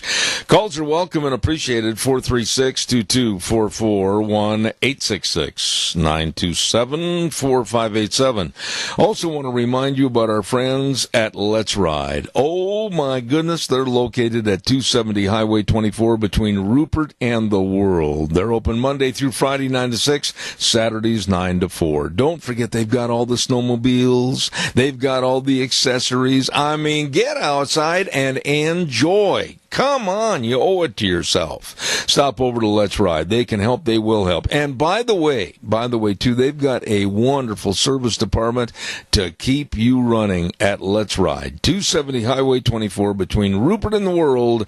This is definitely where the fun is sold. Absolutely. You know, I heard a story last night. I've got to share this quickly because it just lends to the stupidity of the state of California. Now, under the so-called governor leadership of Gavin Newsom, oh, there's a lefty for you. Hold on, caller. I got to just quickly say this. California is saying no, absolutely no, without a hefty fine to plastic cups and no plastic straws. And now they are even thinking about consideration of a tax on the use of tap water. And now, no more paper receipts at restaurants, etc. What? When I listened to this story last night, I sat there and I thought, I don't think I really heard this story the way it should have been, but I listened to it twice on another network, and it's true that they're not going to give out paper receipts anymore because they say the glue on the paper receipts is unhealthy if ingested. And I sat there and I thought, you idiots, I'm going to a restaurant to eat the food, not the receipts. Caller, good morning. You're on the air. Well, Zeb, don't you put your receipts with your scrambled eggs in the morning? It'll stretch them out a little bit. Yeah, you know, we put a good old $14.73 receipt right there along the strips of bacon. By golly, they're tasty little additions to our breakfast. I forgot. I have to tell you, Frosty's been so dedicated. We need to step up to the plate and not just ask, but demand that they read the Constitution, Article 4, Section 4, Frosty's brought it up many times. It says there to protect us against invasion. And if they don't do that, they're violating their oath of office. Of course, some people that doesn't mean a thing. And now that they allow the Muslims to, be sworn in on the Koran and have a Palestinian flag in the background, I mean, folks, we better wake up and not only smell the coffee, but take a stand on this thing big time, because we're being destroyed, and it's on purpose. They want to destroy the culture of this country. They want to make us a third world country, and that's what's happening in Europe. And of course, let's not forget that the goal of Islam is to conquer the world. And we're allowing this to happen here in the U.S. of A. Yeah, and hold on a second, Adrian. Wait, whoa. Let me share the conversation with you. Number one, it's not just Dearborn, Michigan. It's not just Minneapolis, Minnesota. It's not just New York City. It's happening everywhere. And we are naive to think that it's not happening or could exacerbate the problem right here in Magic Valley. Well, here's what's going on. Many of the pastors of the churches, they've been indoctrinated enough to this, they call it interfaith. Yeah. Where you can't mix Islam and Christianity. It's like mixing oil and water. You end up with mayonnaise. And Christianity will be destroyed. And they're trying to bring in, as Frosty said, Sharia law, which has no rights for women and children. And this is just totally incompatible with our Constitution. Absolutely. No, Jared. Zed? Yeah, absolutely. I totally agree with you. And even locally, people are naive as to what the problem is or what the problem is elsewhere. They just absolutely sit there and absorb everything like a sponge. I am very concerned. When I looked at the two Muslim women being indoctrinated and inducted into our Congress, one with the Palestinian flag and the other, of course, swearing in on the Koran, I thought, what's the matter with us? What's the matter with our value system, our culture, and all that our United States Constitution stands for? But we've had things that absolutely must not change, or we're going to lose the entire structure of this country. And we are losing it, and that's the problem. We need to take a stand. We're told, right now, you can't speak out against anything Islam because of the Islam groups and the organization is hate speech if we speak out. Well, I'll tell you, they hate us, and they will kill us if they don't, and lop off our heads if we don't conform, and us infidels, are converted to their perverted so-called religion, which is hiding behind. It's a facade of Islam, and I appreciate all your stand on it, and Frosty done them, but we're not doing our job out here in Hinterland. We're just not demanding. We need to quit asking and demand that they uphold that. Amen. I've got another call waiting, and I appreciate it, Adrian. God bless you for your call. I thank you very much. Caller, I'll be right there. Stand by. Don't go away. Want to remind everybody about life insurance, health insurance, retirement planning, employee benefits, and, above all, service to you, your family, and your business from Cameron and Siemens Insurance, Highway 24 in Rupert. These folks are absolutely dedicated and responsive to your needs. They will help you. Please give them a call. Make an appointment. 436-4424. That number again, 436-4424. The best. Serving you, Cameron and Siemens Insurance, Highway 24 in Rupert. Caller, real quick. I've got about 2.5 minutes. Okay, what these politicians don't understand is that when the Muslims take over, they and their families will be pulled out of their homes and executed. I don't think they're thinking that deep.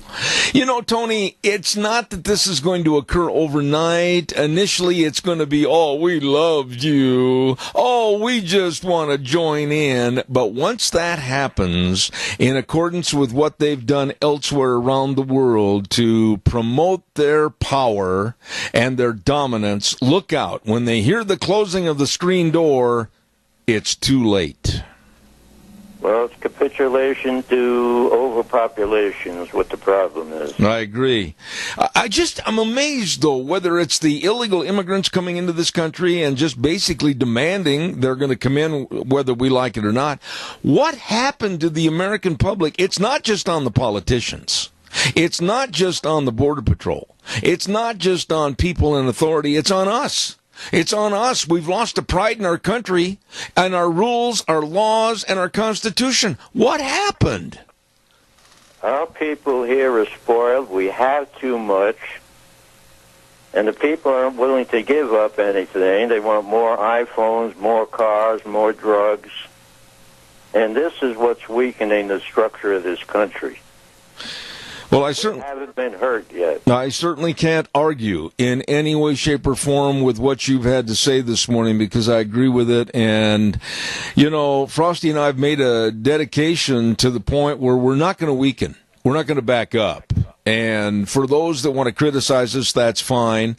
There are many of those right here in the Valley, and they call us bigots and hate mongers. I don't care. These are small-minded people that just absolutely can't see the forest because one tree's standing in the way, and we're going to keep on going. We don't have mayors and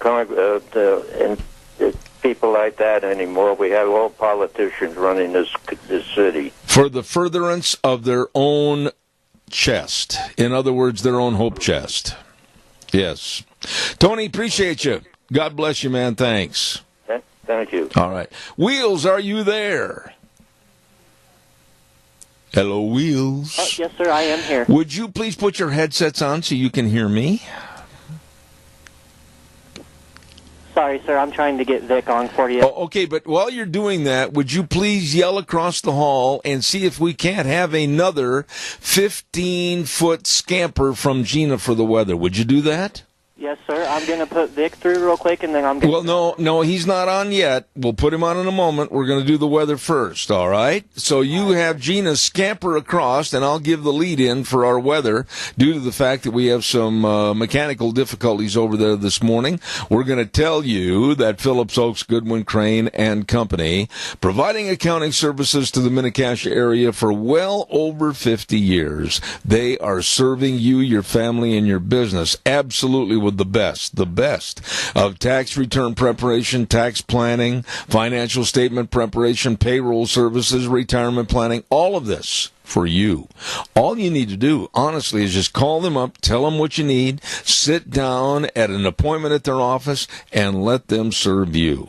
They have offices in Burley and Rupert, and they've been serving you for well over 50 years. Phillips, Oaks, Goodwin, Crane, and Company. Now, let's see if the timing is correct, and her 20-foot scamper is ready and completed. Good morning. Here's Gina with the weather.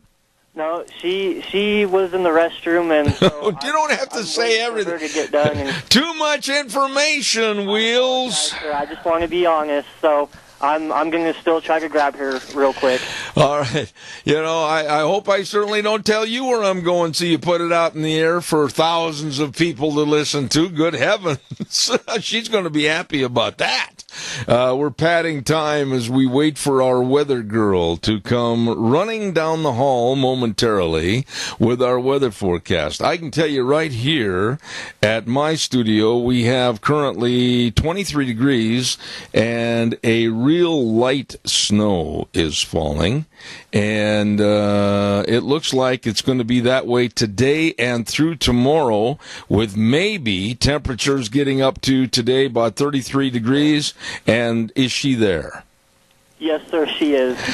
You know, Gina, if I were you, I would grab a hold of Wheels by the collar of his shirt. He just told everybody in the world where you were.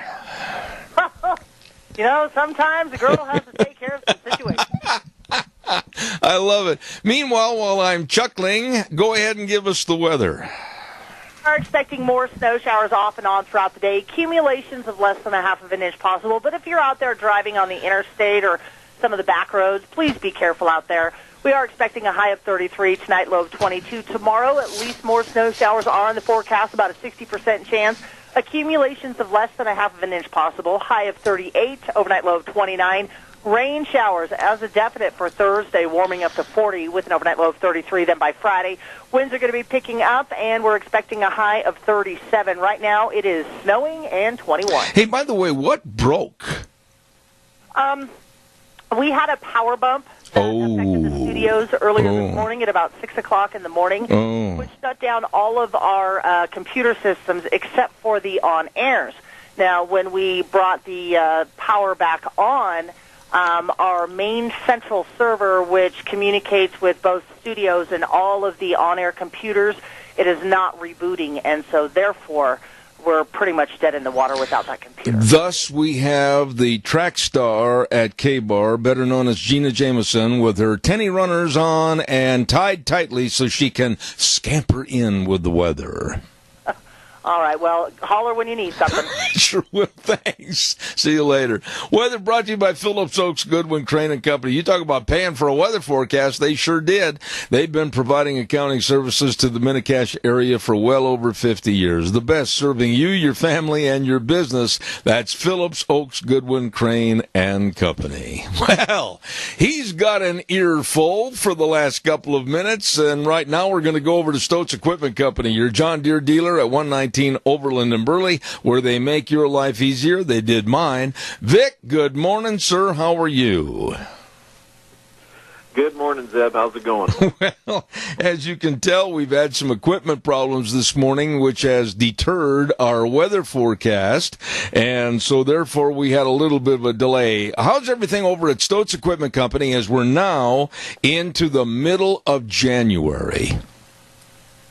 Well, it's going well. We've got some, we're getting ready for spring, of course. We've got to look way past the snow because it won't be long. Because once that ground is ready and we can start planting and seeding, the customers are going to be ready to go. They're chomping at the bit, and we got to make sure that we're ready that we have all the filters, all the service, and all the equipment they need in stock and ready to go because they want to turn that key and get moving. So we got that coming up. We've got our 51st annual potato conference, 40th Ag Expo. It's going to be held on January 22nd, 24th. We'll have equipment there in Pocatello. So if you're not doing anything, you want to learn a lot, then go up there and see all the different equipment and all the information and training and everything goes on. It's a great show. And then we also have the Agri Action coming up, too. So we'll be at both places, and we hope that everybody can show up. And that's the 42nd annual Agri Action there in Twin, and that's on January 31st through February the 2nd. How do you make the decision as to what type of equipment you're going to take to these great big ag shows? Boy, you take in some pretty big pieces of machinery there. How do you make that decision as to what you're going to talk to folks about? Well, we try to show the latest and greatest, but also we try to make it so that it's pertinent to the area.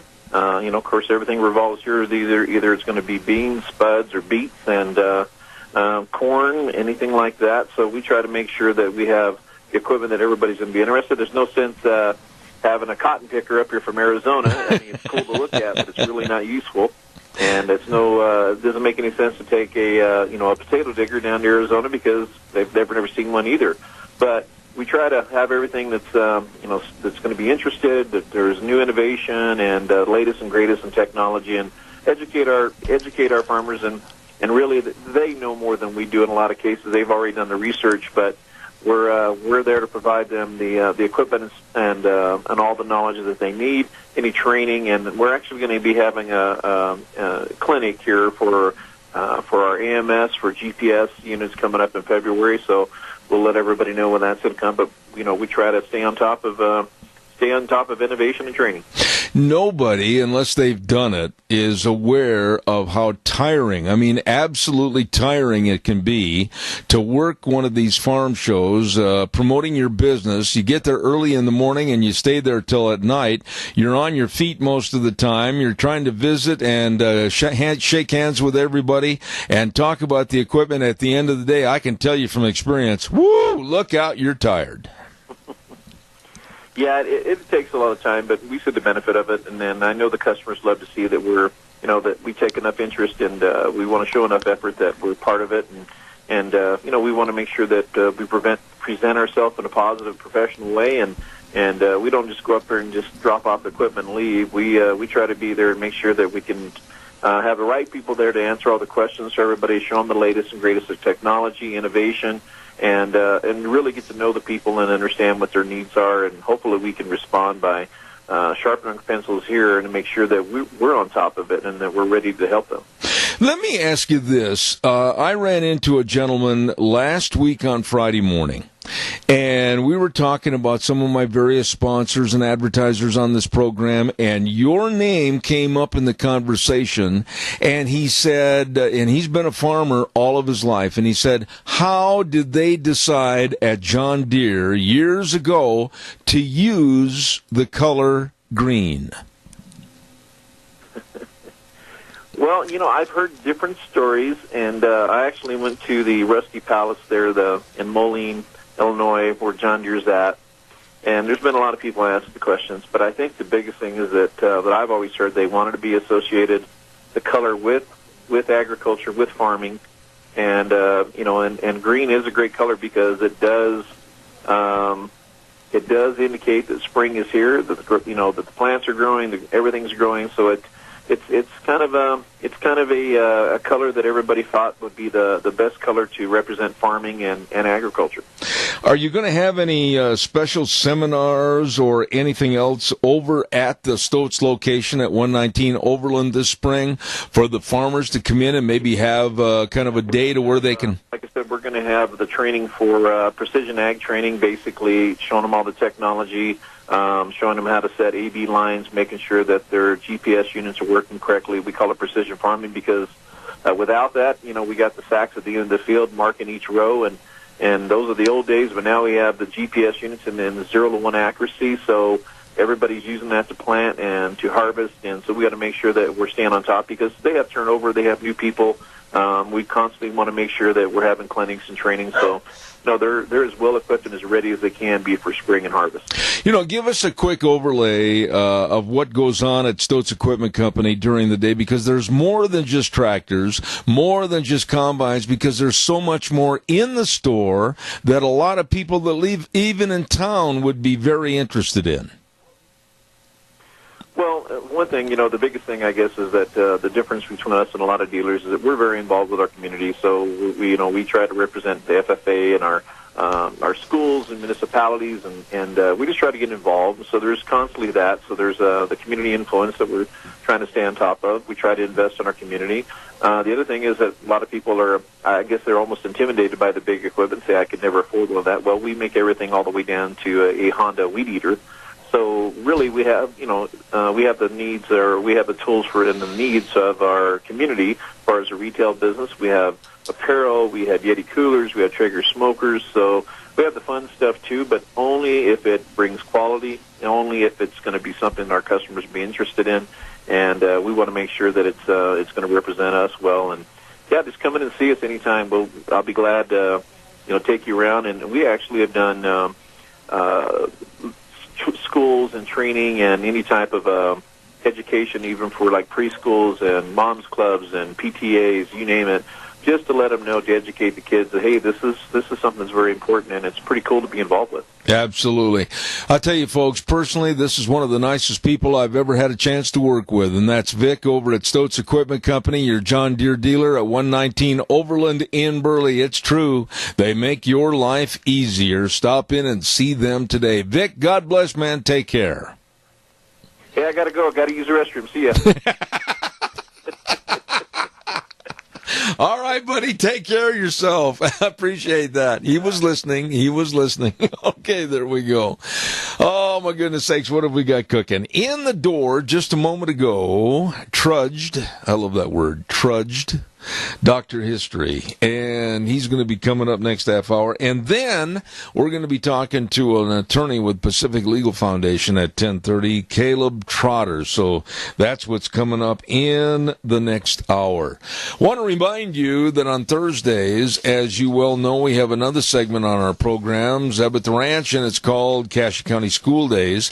And this week, I believe we're going to have Assistant Superintendent Sandra Miller is going to be on the program.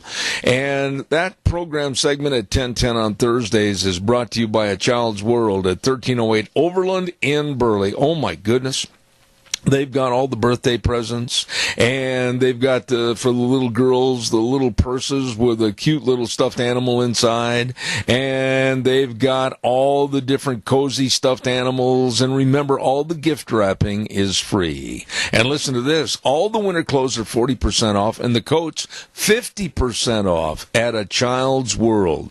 You better stop in today. Wonderful people. You're going to shop local, save money, and enjoy the experience at A Child's World, 1308 Overland in Burley. And they bring you Cache County School Days on Thursdays at 10:10.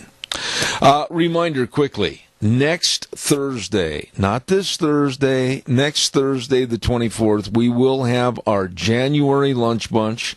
It's going to be at 11:30 at Denny's Restaurant, America's Diner, 611 North Overland in Burley. You be sure and try to be in attendance. And we're going to have a lot of giveaways, a lot of fun, and especially a lot of good food at Denny's Restaurant next Thursday, January 24th, for our Zeb's Lunch Bunch. Now we're going to turn it over to Wheels. We'll be back in about 7 minutes.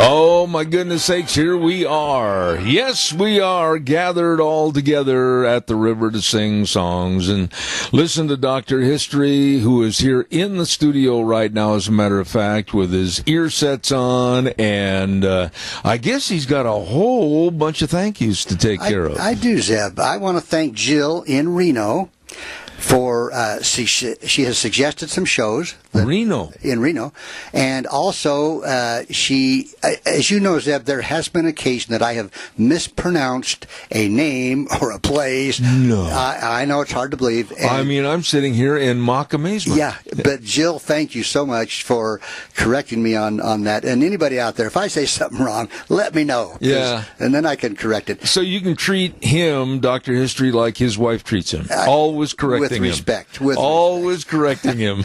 And hi to Peter and Brenda. They're two boys, John Luke. Don't you love that? John Luke. I love that. There was a John Luke in the movies someplace, wasn't there? And their son, Mark. And they have recently moved to Tennessee. John Luke. And don't tell me they got another John Mark. No, John Luke and his son Mark. Okay. Yeah, what about Matthew? Then we'd have the 4 apostles right there. Anyway, just hi to you folks, and thanks for your messages. And also, a listener that's been doing it for quite a while, Jeff in Costa Rica. Listens to us, yeah. And this is where I get so upset. Some people have said to me, nobody listens to talk radio anymore. Well, you nincompoop. Well, and of course, they can always catch us on the internet and on iTunes. Yep. Zebbell.com. Yep. And Dr-History.com. Costa Rica. Costa Rica, yeah. So he's been... Now, if they were really, really good listeners, would they perhaps consider maybe making hotel reservations for your wife, my wife? Jeff has said if we come to Costa Rica, he will take care of us. Are you serious? Yeah, absolutely. Well, you set it up for this next fall, and I'll let you pay for the plane fare. I figured you would. And I'll cover all the advertising. All right. Okay. So you're going to say, where are we going today, right? Yes. We're going to go north to Alaska. How's that? We're going to mush our huskies. We're going to hush our muskies up to Alaska. So, and this is kind of towards the end of the Klondike Gold Rush, but in the gaming rooms they ran 24 hours a day, and the gold never stopped circulating. Really? When the rush reached its height, men were ready to make any kind of wager for any kind of reason. In fact, 2 old-timers bet $10,000 on the accuracy with which they could spit at a crack in the wall. Well, I'm sure glad you're adding to the high-class attitude of our program this morning. Swiftwater Bill and a guy named John Healy. Swiftwater Bill. And John Healy lost $5,000 between them in a single side bet on a stud poker game in which they were merely watching and betting on who would win. I was just going to interrupt you real quick. Just the other night I was watching that Jimmy Stewart movie about him going as a cowboy up to Alaska, taking some cattle up there, and I can't remember the name of the movie right now. But the frontier gambling casinos up there, dangerous. Yeah, yep. Well, so here we go. One night, a neatly dressed man with a clean-cut features thoughtfully walked over to the roulette wheel and lay a $1,000 bill on the red. Wow. Well, the black came up. He laid a second $1,000 bill on the red, and again the black came up. And so he laid down a third, lost again. 10 times he laid $1,000 down on the green table, and 10 times he lost. He showed no emotion. He strolled over to the bar and asked for a drink, and he said, quote, "I went broke," he told the bartender, and with that, he gulped down his whiskey, walked out into the street, and shot himself.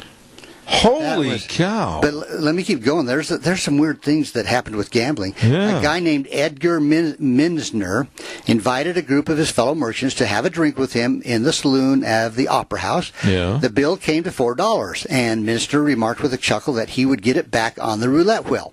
Well, he lost on the first spin, and so with his friends laughing beside him, he took a second whirl, lost again. He began to double his bets in order to recoup, but he still could not win. Pretty soon he was plunging as the word went across town that he was playing for enormous stakes and large. Pretty soon a crowd gathered to watch him bet. By dawn he was down $15,000. With $4 drinks? No. After he had the drink, then he went to do the betting. Now he's betting on the. I know, the but wheel. this all started with $4 right, drinks. Exactly. He thought he'd be down $4. Now he's down $15,000. Huh. So in desperation, he made 4 long shot bets at $1,000 each. Lost each one. It was the end for Edgar. What happened to Edgar? I don't know. Doesn't say. Okay, here we go. Another guy. Silent Sam Bonifield. Silent Sam, one of the best-known gambling house operators in Dawson, used to say that the house made its money because once a man had won what he set out to get, a dinner, perhaps, or a round of drinks, he quit and went home. Yeah. In other words, went home a winner. Yeah. But if you lost, he played on to the bitter end. It was true of the operators themselves as well as their customers. A lot of times when the faro dealer and his lookout or partner, whoever's watching with him, had finished their stint behind the tables, they would take their pay from the pot.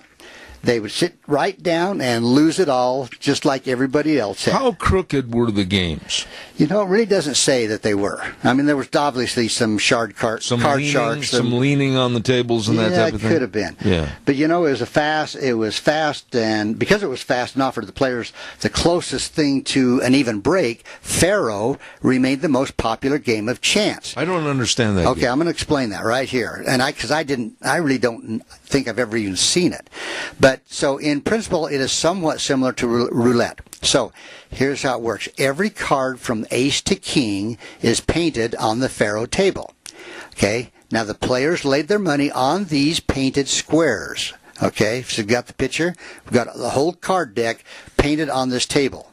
All right, so the players lay money on a particular card. Like a King of Hearts. Yeah, anything. Okay.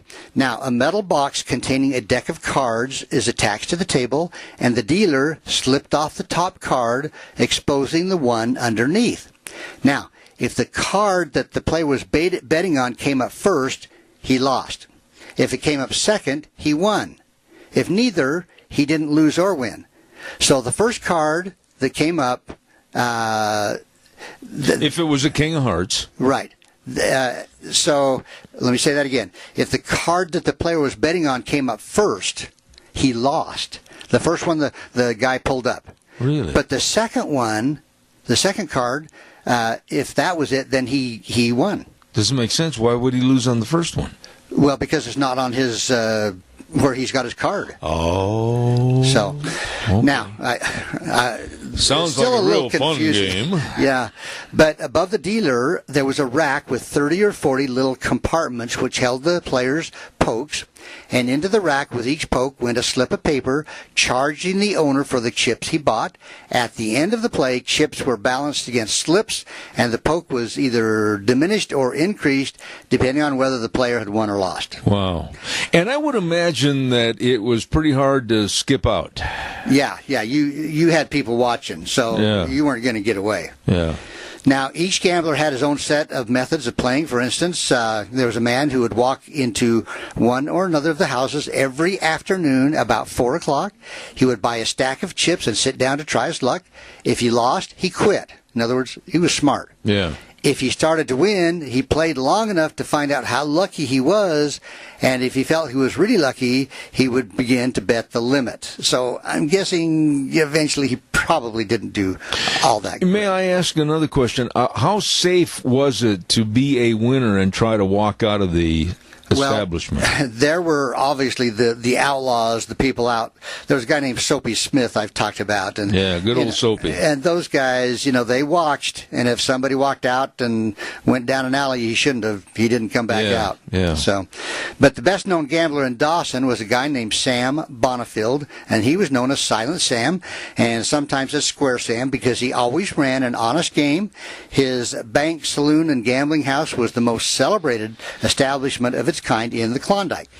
Now, once Bonifield lost $72,000 in a poker game. $72,000. Oh my! And this is back in the 1800s, And his gambling establishment, he lost it too. Oh, he lost everything. He lost everything. The money and his gambling establishment. But at quote, at the 11th hour, a friend arrived, loaned the gambler enough to keep on, and within 6 hours, Bonifield had won it all back again and cleaned out the customer. So, can you imagine playing for that kind of stakes? Well, to me, the question is, how long do you keep going losing? Hoping you're still going to win. Yeah, I mean, of course, I guess we're doing the same thing with the stock market. I guess, yeah. Well, so Bonifield then went north with another bold and gambler friend of his named Louis Golden, better known as Goldie. Obviously, that fits, right? Yeah. So Goldie and Bonifield took part in the biggest poker game ever recorded in the Klondike. There was $50,000 in the pot when Goldie raised it by $25,000. Oh my! So now we're up to $75,000. Bonifield called him and raised again, bringing the pot to $150,000. Goldie triumphantly laid down 4 queens. Bonifield, without a word or a change of expression, turned his hand over to show 4 kings and raked in a fortune. Oh, $150,000. Oh my! So that sure beats going out and digging in the dirt and the gold, right? Well, yeah, but somebody had to dig it up in the first place. Exactly. But Bonneville made it a habit never to turn down a bet, and when a guy named Al Mitchell of Missoula, Montana, challenged him to a game, 2.5 hours later, Mitchell had lost $5,700, which was all he had. So that wasn't that bad, I guess you could say. Well, yeah, but $5,700 back then.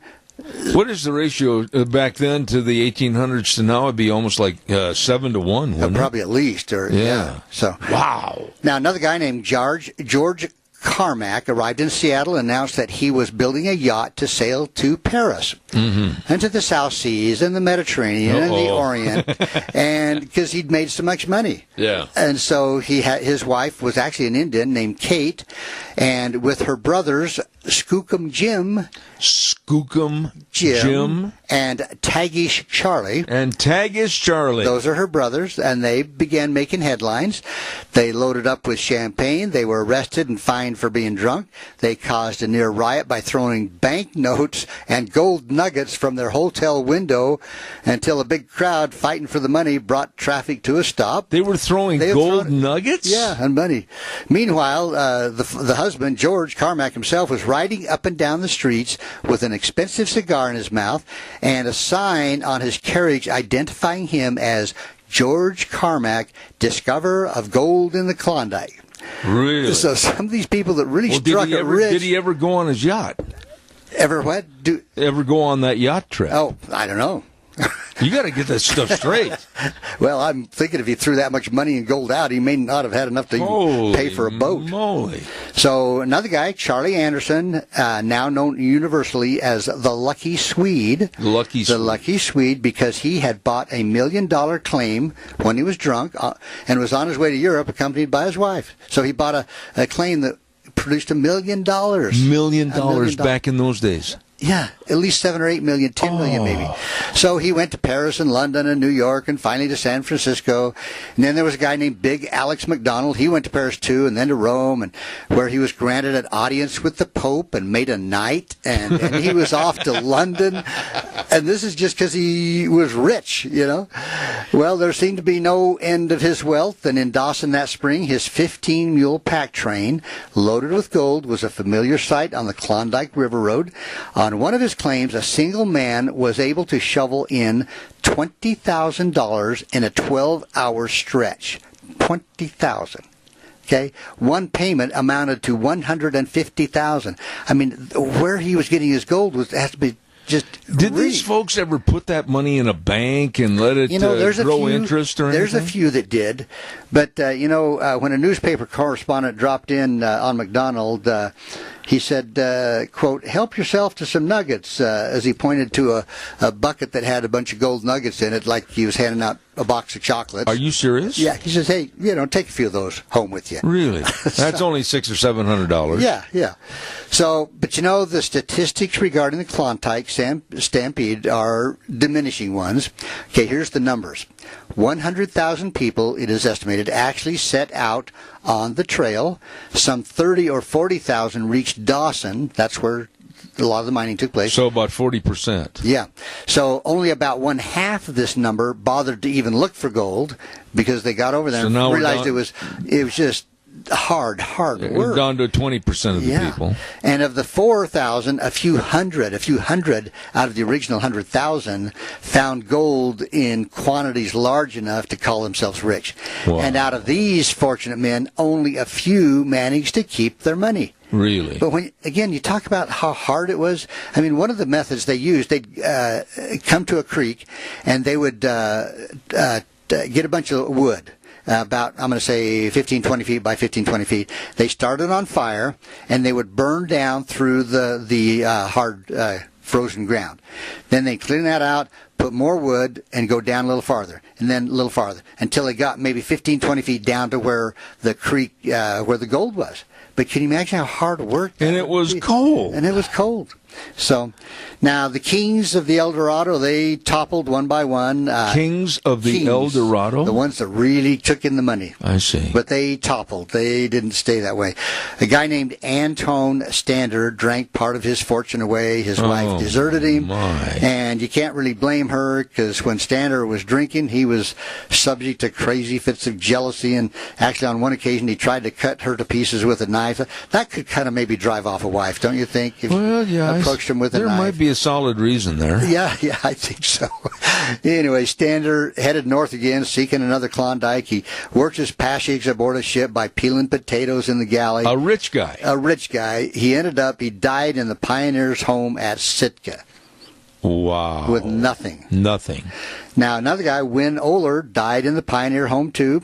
He had sold $1 million claim to the Lucky Swede for $800. That's where Lucky Swede got that $1 million claim. It amazes me, all these stories you're telling me that nobody really saved for rainy days or old age. They didn't. They just, I don't know. I don't understand that mentality. Holy moly. Now, a guy named Charlie Anderson, like the Lucky Swede, he didn't do any better.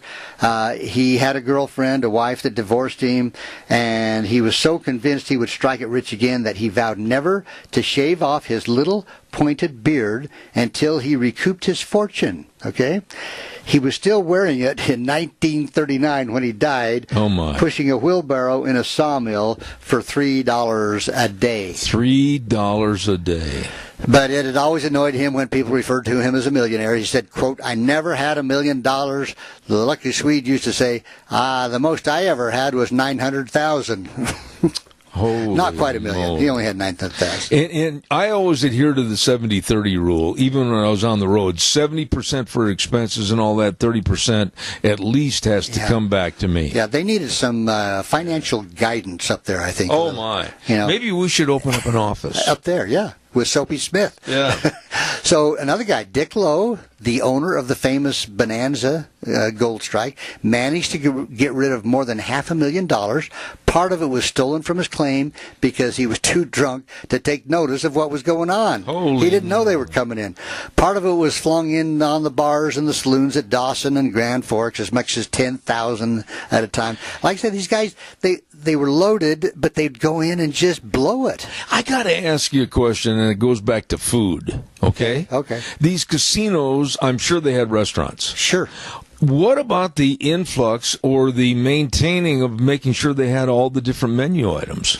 Well, the people that made money off the miners, they provided everything that those miners needed. I mean, where did they get all the food, though, up there? That's a good question. I'm guessing that a lot of it had to come from San Francisco. Oh, yeah. Had to be shipped in.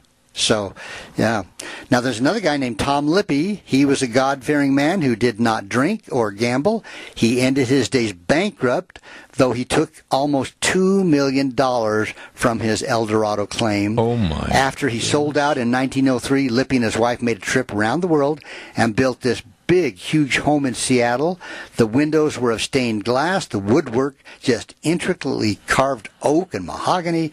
There were 15 rooms, including a big, huge ballroom. The ceilings were decorated with murals. A priceless collection of oriental rugs covered the floor and hung from the walls. Now, some of Lippy's obscure relatives, and this happens, Zeb, began to move to Seattle. Guess what? I'm your long-lost cousin. Imagine. And he took them all in, and he got them jobs. He made big donations to the Methodist Church and the YMCA. He donated the land on which the Seattle General Hospital was built. Now, this is a guy, like I said, he had $2 million. He became a respected citizen. He was hospital president, YMCA president, but he was no businessman. He sank almost $500,000 in a mattress and upholstery company, a brick company, a trust and savings bank. All went bankrupt, and Lippy was ruined. When he died in 1931, at the age of 71, he had nothing to leave behind. I wonder if any of the people and or organizations that he helped ever came to help him. I like that story, because here's a guy that he didn't just go blow it on. That's right. But I wonder how many turned around in his time of need. That's a good question. Yeah. So one more last little one here. There were the two most industrious men on Bonanza and El Dorado enjoyed continued success and fortune for the rest of their lives. A guy named Lewis Rhodes and another guy named Clarence Berry. Okay, they sank the first two shafts to bedrock in the Klondike while their fellow miners were just not doing anything. They were out there working. Now, Berry took $1.5 million from his claims on the El Dorado. Then he and his brothers moved on to Fairbanks, where they struck it rich a second time. They returned to California, secured oil property near Bakersfield, and made another enormous fortune. And at various times, they owned both the Los Angeles and the San Francisco baseball clubs. No teams. kidding. Yeah. So that would have been, like, say, 1930, right in there. Let's see, the Dodgers didn't move to L.A. until the 60s, though. Okay. Well, it was the Los Angeles, I'm not sure. Yeah. And San Francisco.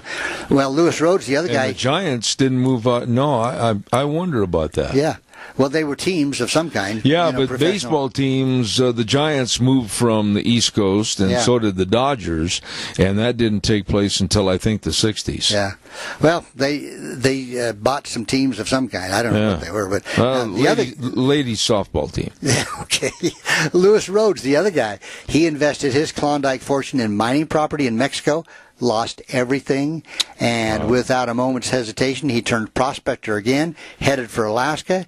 He found a gold-bearing quartz, which yielded him a profit of $300,000. Oh, my. Not too bad. He retired and lived out the rest of his life in comfort. So both of them... It's kind of like you. I mean, living out his life in comfort.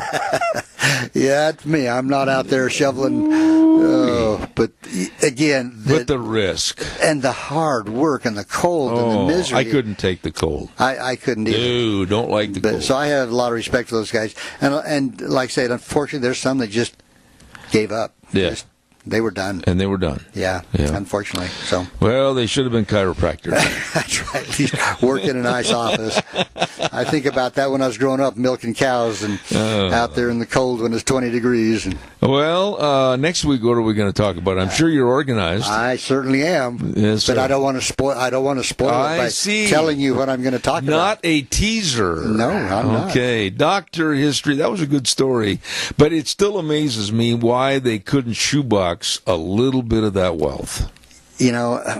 I guess, it just went to their head. Wow. Here I've got all this money. I'm going to go show everybody how much I got. Yeah. Dr. History, of course, we appreciate him every Tuesday right here on Zeb at the Ranch. Don't forget Patterson's at 421 East Main in Burley. Oh, my goodness.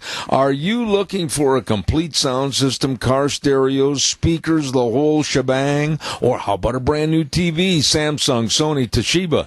All of this and more. All your electronics needs, home theater systems, sit there and just relax with a bag of popcorn and say, hey, right here in my home. All of this and more at Patterson's at 421 East Main in Burley. Number to call, 678-6997, and they will serve you Monday through Saturday, 9 to 6. Don't forget, Patterson's in Burley. Right now, we're going to send it back over to our main studio. I'll be back in about 3 minutes. And now, back to Zeb at the Ranch on AM 1230 KBAR. To reach Zeb, call 436-2244 or toll free 1-866-927-4587. And now, here is Zeb Bell. And thank you very much for being with us all morning long on a wintry, kind of a sullen, snowy morning. Good morning, everybody. Welcome to our last half hour. Right now, we're going to go to the phone line, and on occasion, I really look forward to having a lot of the different attorneys with Pacific Legal Foundation on our program. Pacific Legal Foundation, defending liberty and justice for all. And with us this morning is our attorney, Caleb Trotter. Good morning, sir. How are you? I'm well, Zeb. Good morning to you as well. Well, Caleb, we got quite a story here, and believe me, I looked at this story and I thought, what? And I think I'll let you explain it about a guy that wants to be on a dance team, but the gals won't let him. Give us the explanation. Well, that's not exactly the story. What we have here is we represent two high school boys in Minnesota. They're high school juniors, and they participate with the girls out of the season in private studios without issue. They're friends with all the girls on their teams. They've been dancing with them for years, and the girls would love for the boys to be able to join them on their competitive high school teams. But unfortunately, Minnesota is the only state in the country that prohibits boys from participating on competitive high school dance teams. And so we have a state rule here that is discriminating on the basis of sex, and we've challenged that rule as unconstitutional and a violation of Title IX. Okay, I'm going to ask my engineer, Wheels, turn him up a little bit when he's speaking because the level's not coming through as loud as I'd like it. Okay, let's kind of break this down a little bit. It sounds to me, and I'm going to say some things to you, Caleb, that might not be everything you want to hear, but I'm going to voice my opinion. Why can't these two guys basically try to form a men's dancing team so everybody's happy? Well, everybody wouldn't be happy with that, first of all. But secondly, when I researched this case, I found that in the 16 states with high school dance, about 99% of the participants nationwide are all girls. So the level of interest from boys is actually quite low. So it's practically just not really possible for them to start a boys-only team. And then, realistically, the boys have danced with girls for years in various outside-of-school teams as well as in some recreational school teams. So it's something that everyone is used to, everyone is fine with, at least everyone of the dancers and coaches are fine with this.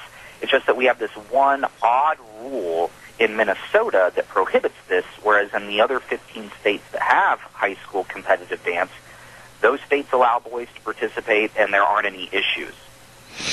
Okay, so basically, what's the gist of how to settle this? I mean, are you trying to go in there on behalf of Pacific Legal Foundation and change the laws, change the rules and regulations, or what? Let me state my case on this a little bit, and then we can arbitrate. I love that.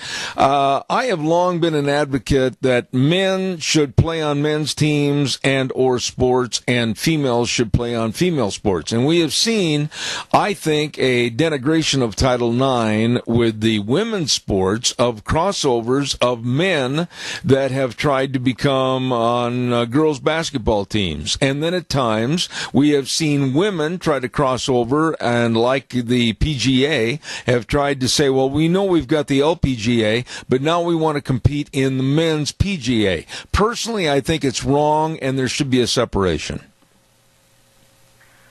Well, opinions aside, basically what Title IX allows is, with contact sports, Title IX says that those sports can be separated. So you can have men's-only football, girls-only field hockey, and whatnot. There are some states that have allowed some crossover between the sexes, but they're not required to. With non-contact sports like dance or volleyball or tennis, for example, Title IX allows girls to try out for boys' teams and not the other way around if there is evidence that there is some past discrimination or underrepresentation in one of those directions. Now, as I'm sure everyone is aware, there's very unlikely to be any evidence showing that there's past underrepresentation for boys in high school sports, so generally that exception under Title IX only means that girls get to try out for boys' non-contact sports. Now, with this situation, though, so under those rules, our two boys, Dimitri and Zachary, would not be allowed to try out for dance, except we argue that dance is such a unique type of activity that it's not based on the traditional competitive factors which give boys a leg up in competition in sports like volleyball and tennis. And that's seen because in other states and in practice, boys and girls traditionally dance and perform together. It's the kind of sport where it's all choreographed and they're participating as a team together. So whether you have all boys or all girls, it doesn't really matter. They're all fine to participate together because it doesn't create any safety or competitive issues. So Minnesota just has no good reason for excluding boys for dance, whereas that may not be the case, and it likely isn't the case in other sports. You know, and I would agree with you there. I'm listening to what you're saying, and in the dance field, of which I know nothing about nor am interested in, I can't see where there would be any damage whatsoever, if you want to use that terminology, of having these two young men go ahead and dance, if you will, with the team or the group of competitive dance team members. They're not doing any harm, and they're not competing basically to take anything away from the girls. However, when you start commingling the sports, that's where I draw the line.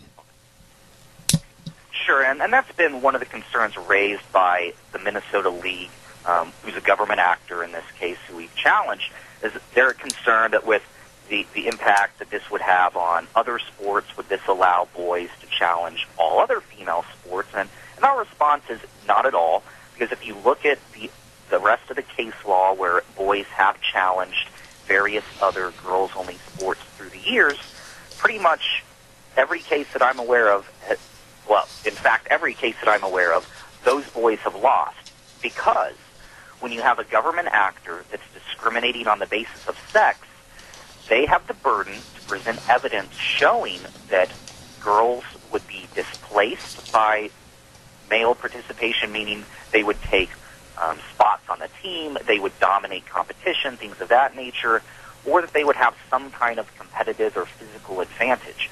And while that may very well be true with most other sports, the league in Minnesota in this case hasn't been able to produce any evidence showing anything like that, and really they haven't even suggested that it exists in this case. So I think that it may just be that due to the unique nature of dance and how it's traditionally a team sport and activity that boys and girls participate in together, this may be one of the unique sports that by law and under the Constitution just has to be open to both boys and girls. Yeah, I don't see any harm in it whatsoever in letting them participate, because if you look further into possibly their future of making a living by being a part of dance, maybe a co-joined women and men, you're looking at all the television shows, you're looking at many chances for stage and theater productions, etc. So I see nothing wrong with it, and I would have to say I agree with you and what you're trying to do.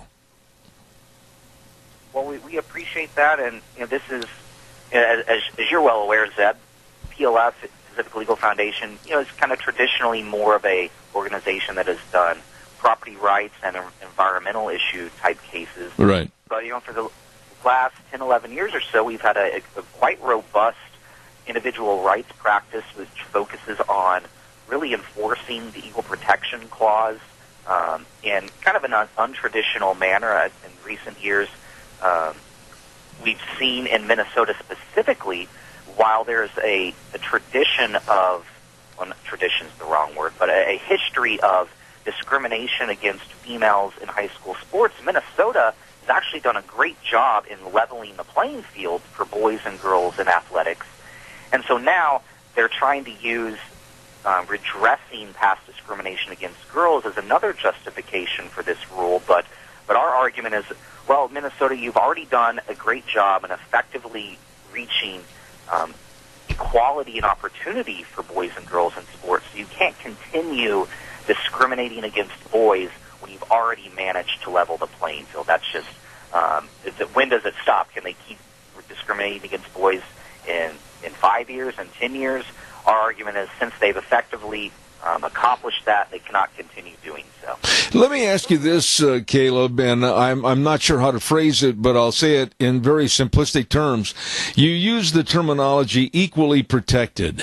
How today, in 2019, are we equally protected? Is it pretty much everybody's treated fairly with a fair nod and the possibility to use their ability to succeed, or are there still a lot of mountains to climb? Well, there are definitely mixed results with success under the Equal Protection Clause. So essentially, whenever the government discriminates on the basis of, in this case, sex or race things of that nature. The burden for the government is very high. Go ahead, please. And so when the government is discriminating on the basis of sex or race, they have a very high evidentiary burden to justify themselves. And, in a lot of cases, that means that they're going to fail. But there are still other areas in which, whether there just aren't people willing to challenge it because these are contentious issues, that there are definitely still opportunities out there that we still have not reached the full promise of the Equal Protection Clause for the government to treat everyone equally from the basis of immutable characteristics such as race and sex. We have a caller with a question, and caller, good morning, you're on the air. Go ahead, please. Yes, I have a daughter that plays basketball, and our team played another team. And the other team had two, and my daughter called them he-she's on the team. And I don't know what Title IX says about that, but maybe you could enlighten us. But anyway, she said that they did have breasts, but they were definitely guys. I'll have Caleb respond to that. Caleb, that goes back to what I said a little bit earlier about the transgender movement in this country and men. And I know of a case of a California university where a man, I was 6'9", wanted to play for a girls' basketball team. And I think that's wrong and should be stopped. What are your thoughts on what the caller just mentioned? Yeah, I'm not really qualified to address any of the issues with transgender individuals participating in high school sports like this, but I would point that if there are situations where I've gotten some pushback in some speaking engagements on this case with concern of, well, what if this occurred in dance and it actually, or another sport, and it actually created an issue? Well, I think that we could point to if there's evidence that an individual or a class of individuals are actually going to come in to say girls basketball and have some kind of physical or competitive advantage, I think that type of situation could be treated differently than we have in this case, where we have two boys who want to dance and there's absolutely no evidence that they will displace females or have an advantage. Caleb, I want to tell you how much I appreciate it. It's a tough subject to talk about because of the fingers that come out of this subject and creep along in other directions. But I appreciate what you're doing with the Pacific Legal Foundation, and I want to say thank you for your time this morning. How can folks follow Pacific Legal Foundation? Give us the information. Well, I appreciate that, Zeb, and appreciate the opportunity to discuss this and some of the concerns that have been raised. The best way to check out Pacific Legal Foundation and get in touch with us is through our website, which is pacificlegal.org. And as your regular listeners know, while this may be a little bit different type of case from our typical cases, we are the nation's preeminent property rights organization on the side of individual liberty and property rights, and we still have a robust practice there. So basically we're the United States leader in defending liberty in the courts across the country. Absolutely. Caleb Trotter, have a great year. Thank you so much for being on the program. We'll look forward to having you back in the future. Thank you very much. Thanks, Ed. Have a good day. All right, sir. To the caller that called in, I absolutely agree with you that we've got a problem that's getting bigger and it's going to get worse in the future. I draw the line, and I don't care whose toes are stepped on. Men are men, women are women. And gender policies, there are still only two genders. Only two genders. And when we see a crisscrossing and the possibility of where a boy wants to compete on a girl's team, I'm absolutely against it, as I am opposed to girls competing on boys' teams. What good is record keeping and performance keeping as far as this boy won this 100-yard hurdles in 1986 when you have a crossover and it's just going to blend and throw away all the value of those respective records? Caller, good morning. You're on the air. Go ahead, please. Zeb, I'm sorry, I missed the first part of your conversation with him. did he say if this also included, for instance, the cheerleading teams? They have boys and girls on those. Are they affected, or do you know? He did not mention that, but you bring up a good point, to the point where, what are your thoughts about men and women together on cheerleading teams, as also, in this case, with dance teams? What are your thoughts? Well, I see nothing wrong with it on either the cheerleading or the dance teams, because that has nothing to do with gender. That's right. And I totally disagree with having the boys on girls' teams. It's these transgender things. It just makes me ill. Well, it not only makes me ill, and I'm in total agreement with what you said regarding the cheerleading and the dance teams, but I'll go back to what I said just a moment ago, Adrian. When you have, let's say, in 1962, Billy Smith ran the 100-yard dash in 9.9. Well, how are those records going to stand up when you start mixing the genders and completely foiling the system, if you will, to discern boys versus girls sports, Title IX, and everything else? It's a mess, and we start mixing the genders in both sports.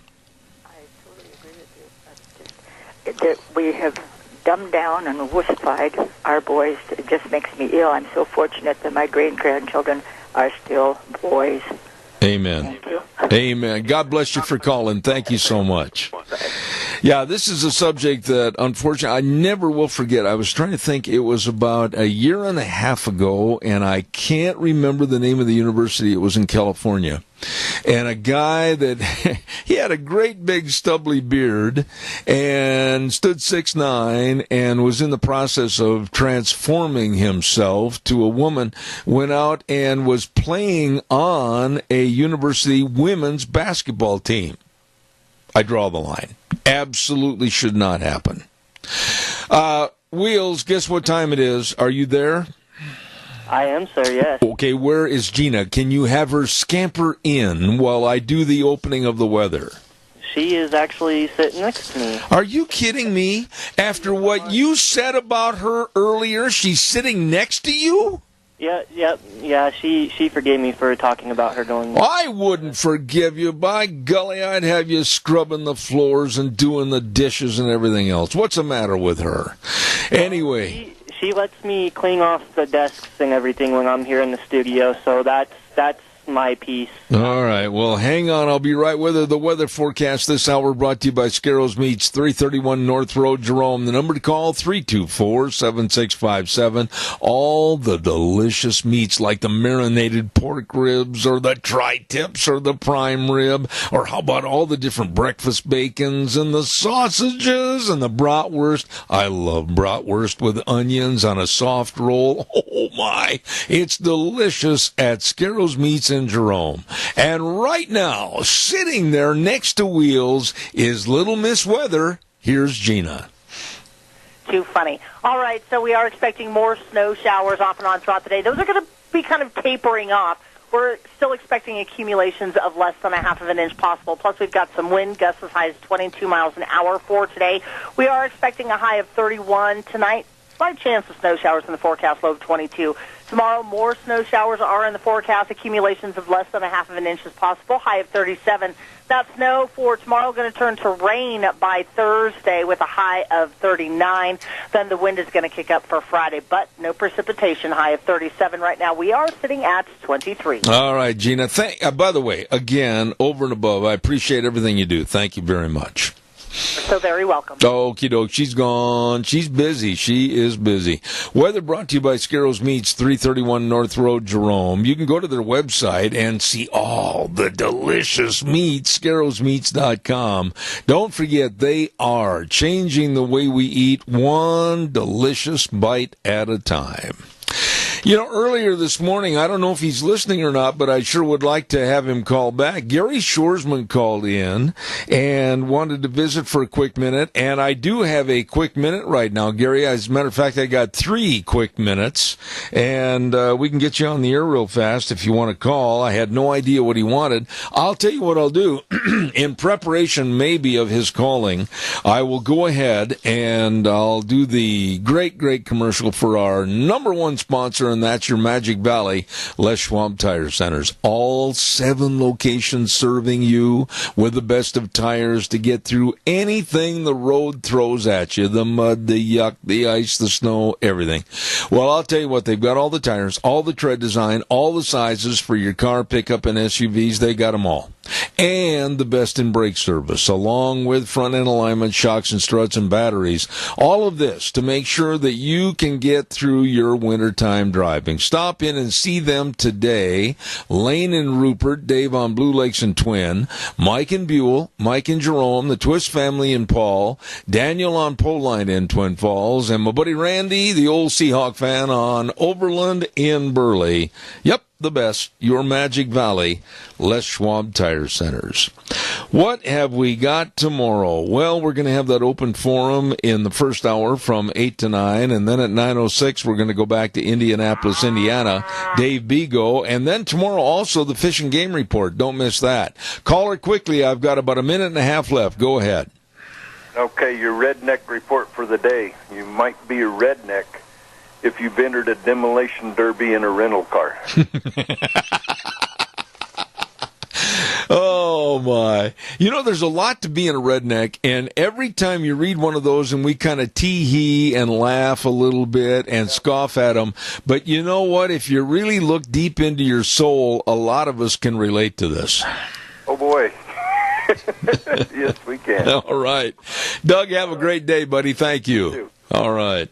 I love those redneck stories. I used to have a book, and it was right here on my desk, and then I got crazy and decided to clean off my desk.